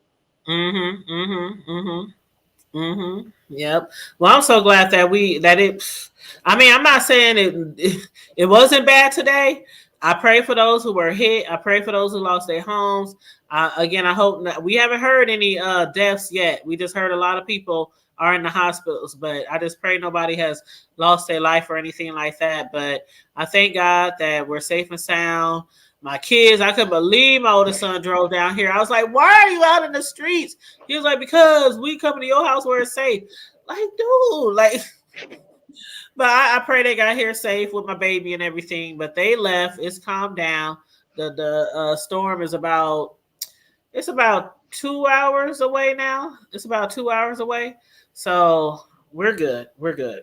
Yeah, y'all pretty much in the all clear because once the first line usually comes through and that atmosphere like settles, it's another tornado is not as likely versus before it hits. Even down here, it's the same way. But like, you remember that tornado that hit like a couple years ago and hit Joplin, Missouri and stuff, that F5? Yes. It hit Smithville, Mississippi too.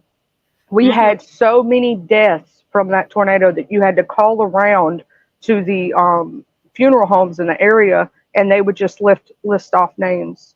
I remember that. Of course, I remember because Missouri is right next door to us. So I remember that. But then I remember it was down in Mississippi because I was thinking about Deanna and them, because I know people who live in Mississippi.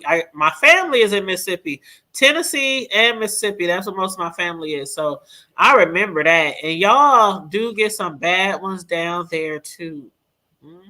That was a F5, the finger of God, but that was in North Mississippi, which isn't far from where I live, but it's far enough away where I didn't see anything of it. But it was terrible. I mean, so many lives lost. It was to the point that the funeral homes couldn't even answer the phones. That's how bad it was, that they just had a recorded line telling you all the names, and you had to call around and try to figure out where your family member was and stuff like that. Because I got family down there. So my first reaction was, let me call up this cousin, let me call up this person.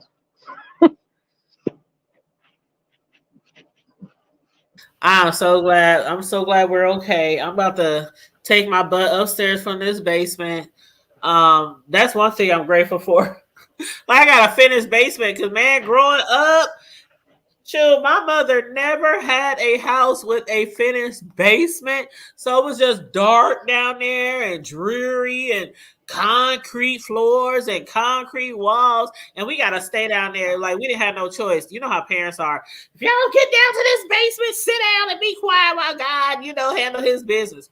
Child, we be down there, no TV, I was like, nope, nope, nope, nope, nope. So yeah, so it's I'm pretty comfortable, and it got living room, dining room, everything down here. So we're pretty comfortable down here. I just thank God that we are safe, and as far as I know, my friends and family, everybody is safe, and nobody's property been damaged.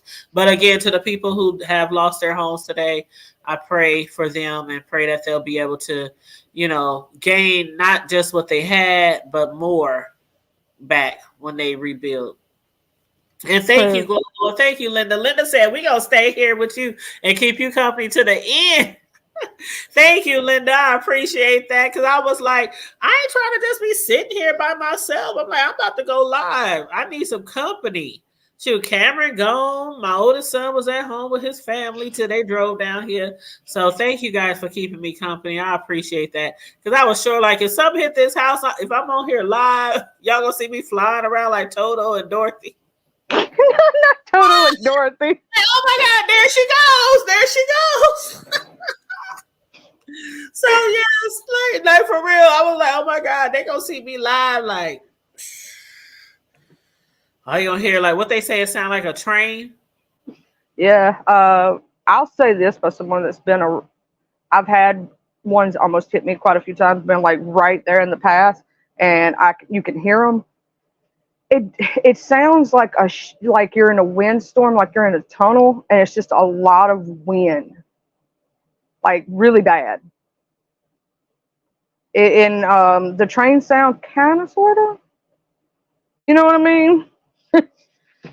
But it's mostly it's so loud with the wind. Like the wind is so loud, you can't hear nothing but a roaring sound. Mm-hmm. Oh my God, like you're standing right by the ocean, and you know how it's like really, really loud. But Global said our storm just passed. So happy because I'm across the street from Lake. Oh, child, you across the street from Lake Michigan. I'm not that close to the Mighty Mo, which we call the Missouri River. If you know anything about the Missouri River, it starts up here and it goes like all the way down to the SIP. So it is humongous. The Mighty Mo is humongous, and it's not that far from me. So anytime it's like some strong weather, I'll be like, oh God, please, I hope no floods, no floods. But yeah, all your neighbors said it's flooding here, but still I'm scared. I don't know what's worse. Because I think floods might be worse, because when you get flooded, like let's say your home don't fall down or get totally damaged, that flooding, you still can't stay in there, because you got to make sure it's totally cleaned out so it don't be all moldy and all that kind of stuff. And then you can get all kind of creatures and all kind of other stuff in your home. Child. So glad you're okay, Mama Global. Mini huggies. But yeah, I'm about to get off of here. Oh, child, y'all see my fireplace? Girl, you got a beautiful basement. I thought that was your living room. One of the fireplaces, I got a fireplace upstairs too in the main room, but this the basement fireplace. But this is just a sitting area, and this couch is actually turned around. The couch is supposed to be facing the other way, and then there's another couch over there.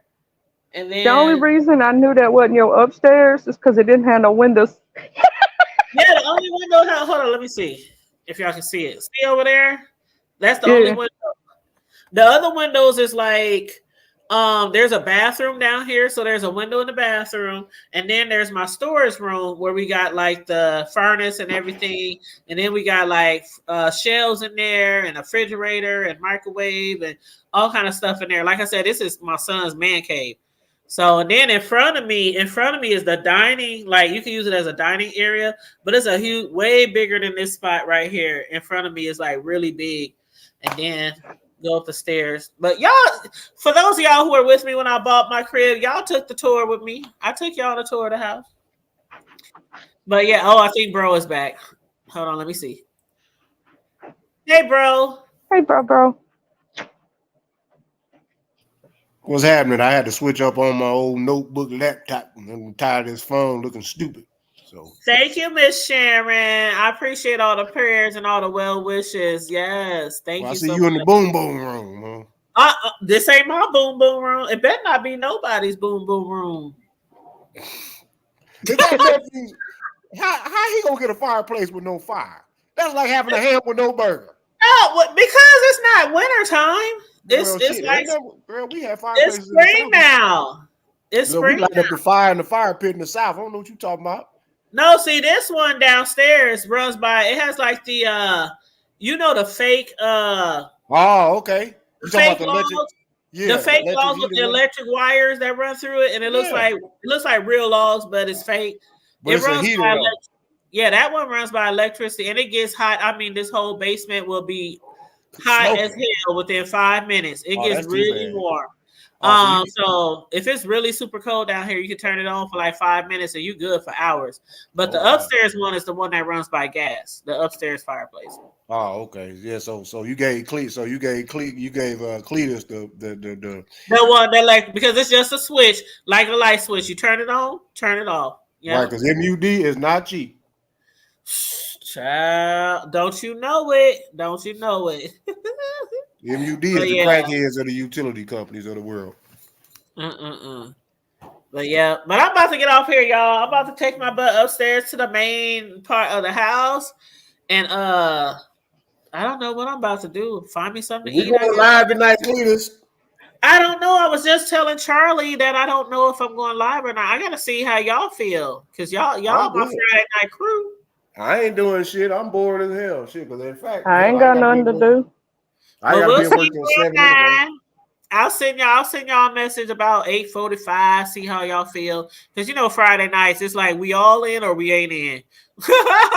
And if y'all ain't in, I will sit over here and be watching Netflix or watching other YouTubers. So it ain't no pressure. I only go live if everybody feels like it. Otherwise, we can call it a night. Yeah, I'm here.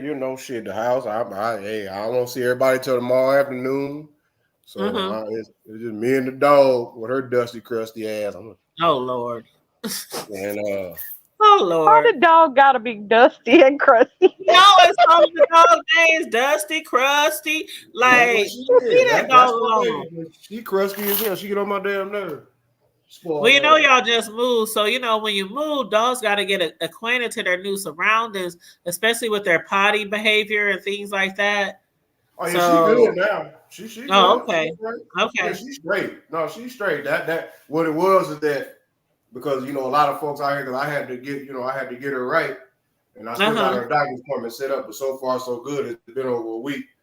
But no, moving out to a new spot, you don't know whose dog is what. And I didn't like what I was seeing on my dog. And I'm like, okay, let me go. So I had to give her old granny remedy, like granny used to give us castor oil, when we was young, and when they thought we were sick. I said, I know what to clean her ass out. So what I did was I went ahead and the vet, they was like, oh, good deal, because they was like, shoot, you saved yourself hell. Yeah, I saved myself a whole lot of money. Because one of my partners is he went to veterinary school. He just never really went to it. This dude got like 26, 27 dogs in his kennel. So any and everything that's wrong, he'll tell me anything. I told him, he said, man, do this, do that. Girl, I went and got me some raw unsalted organic pumpkin seeds. And I got me some garlic cloves. And I cut down a garlic clove. And also what's good for dogs, if y'all ever have a dog with a skin infection or any type of thing of that nature, feed them some put like a shell. Just take a piece of a shell off a garlic clove and put it in their food twice a day. Run anything that they got in them and on them. It's gonna clear. Child, we were so ghetto and hood when we was little. My dad, if they got any type of skin infection, he would put gasoline on them. And oil, not gasoline, but not gasoline, oil. I'm tripping. Sulfur, yeah, sulfur and oil, burnt motor oil. He would But put yeah, motor oil. I'm but yeah, like, that's what the that's fuck is he doing? that's definitely a good remedy. To keep them cleaning out, dewormed her and everything. So she good. She just sitting there spoiled ass over there. She'll be 5 in June. June 1st, she'll be 5. So I'm like, you old goat. Like she gonna damn near be older than me. By next year. She'll be my age next year.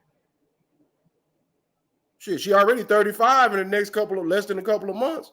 She 50 years. And then watch a couple of years, she'll be by my age. 50, 51. Yes. Yeah, All right, y'all. I'll hit y'all up about 8:45-ish if I'm woke. I ain't even gonna lie. You better hope I'm woke. Sure. You'll be woke.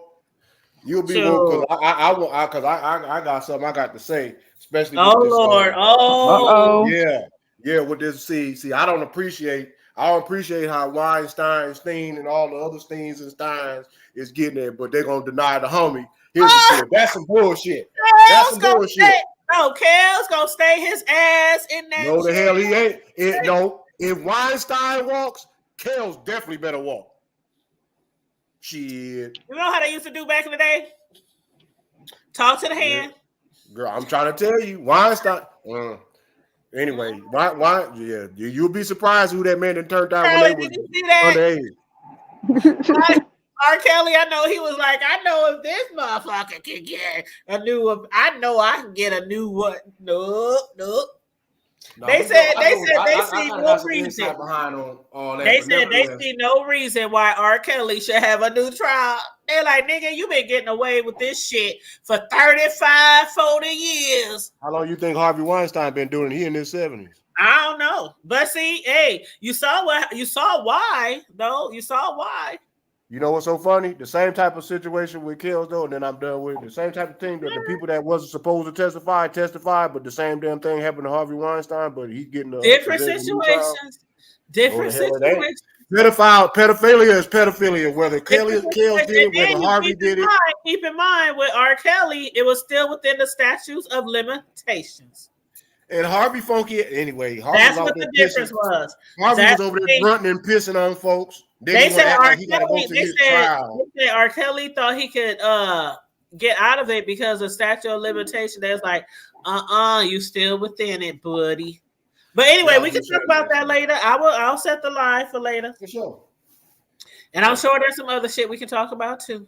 Oh, no doubt. I'm about to get to watch this doggone me draft thing, girl. Oh, have y'all been keeping up with the shit between Chris Brown and oh boy? I heard about it. I had to get to it. That's why I said it's some other stuff we can talk about too, child. They all be sleeping with each other. I'm gonna say this last thing and we out of here. But you know they all be sleeping with each other. They've been sleeping with each other. In the industry, they all be sleeping with each other. Boys and girls, but that ain't none of my business. Anyway, gotta go. On that note, everybody, right. Thanks for joining me on this tumultuous weather, crazy tornado weather day. I appreciate the concerns and the cares, and people been hitting me up and giving us well wishes and everything and prayers. So I appreciate you guys for hanging out with me because I was nervous. I ain't even gonna lie. I told y'all in the chat I'm nervous, but yeah. So thanks for tuning in. Make sure you like and share the video. Subscribe to the Hood Table if you're new here, and if you want to hit the Cash App for some commentary to give a donation, $ the Hood Table 402 will do. And on that note, we might be later live. Bro wants to go live tonight for Friday Night Live, so we'll probably be later live at 9 p.m. Central Time.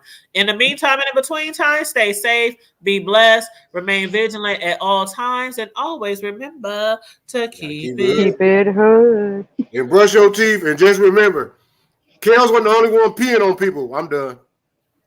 And don't forget, like Sis Lo say, I love you and ain't nothing you can do about it. Later for now. Later for now. Get off my doggone panel. Get off my panel. You know how your parents be, get your ass. That's what you get. That's what you get. Stanley Cleophas Bartholomew Earl Johnson Jr. said the toast for the day. Thank you, the Hood Table, for always having me.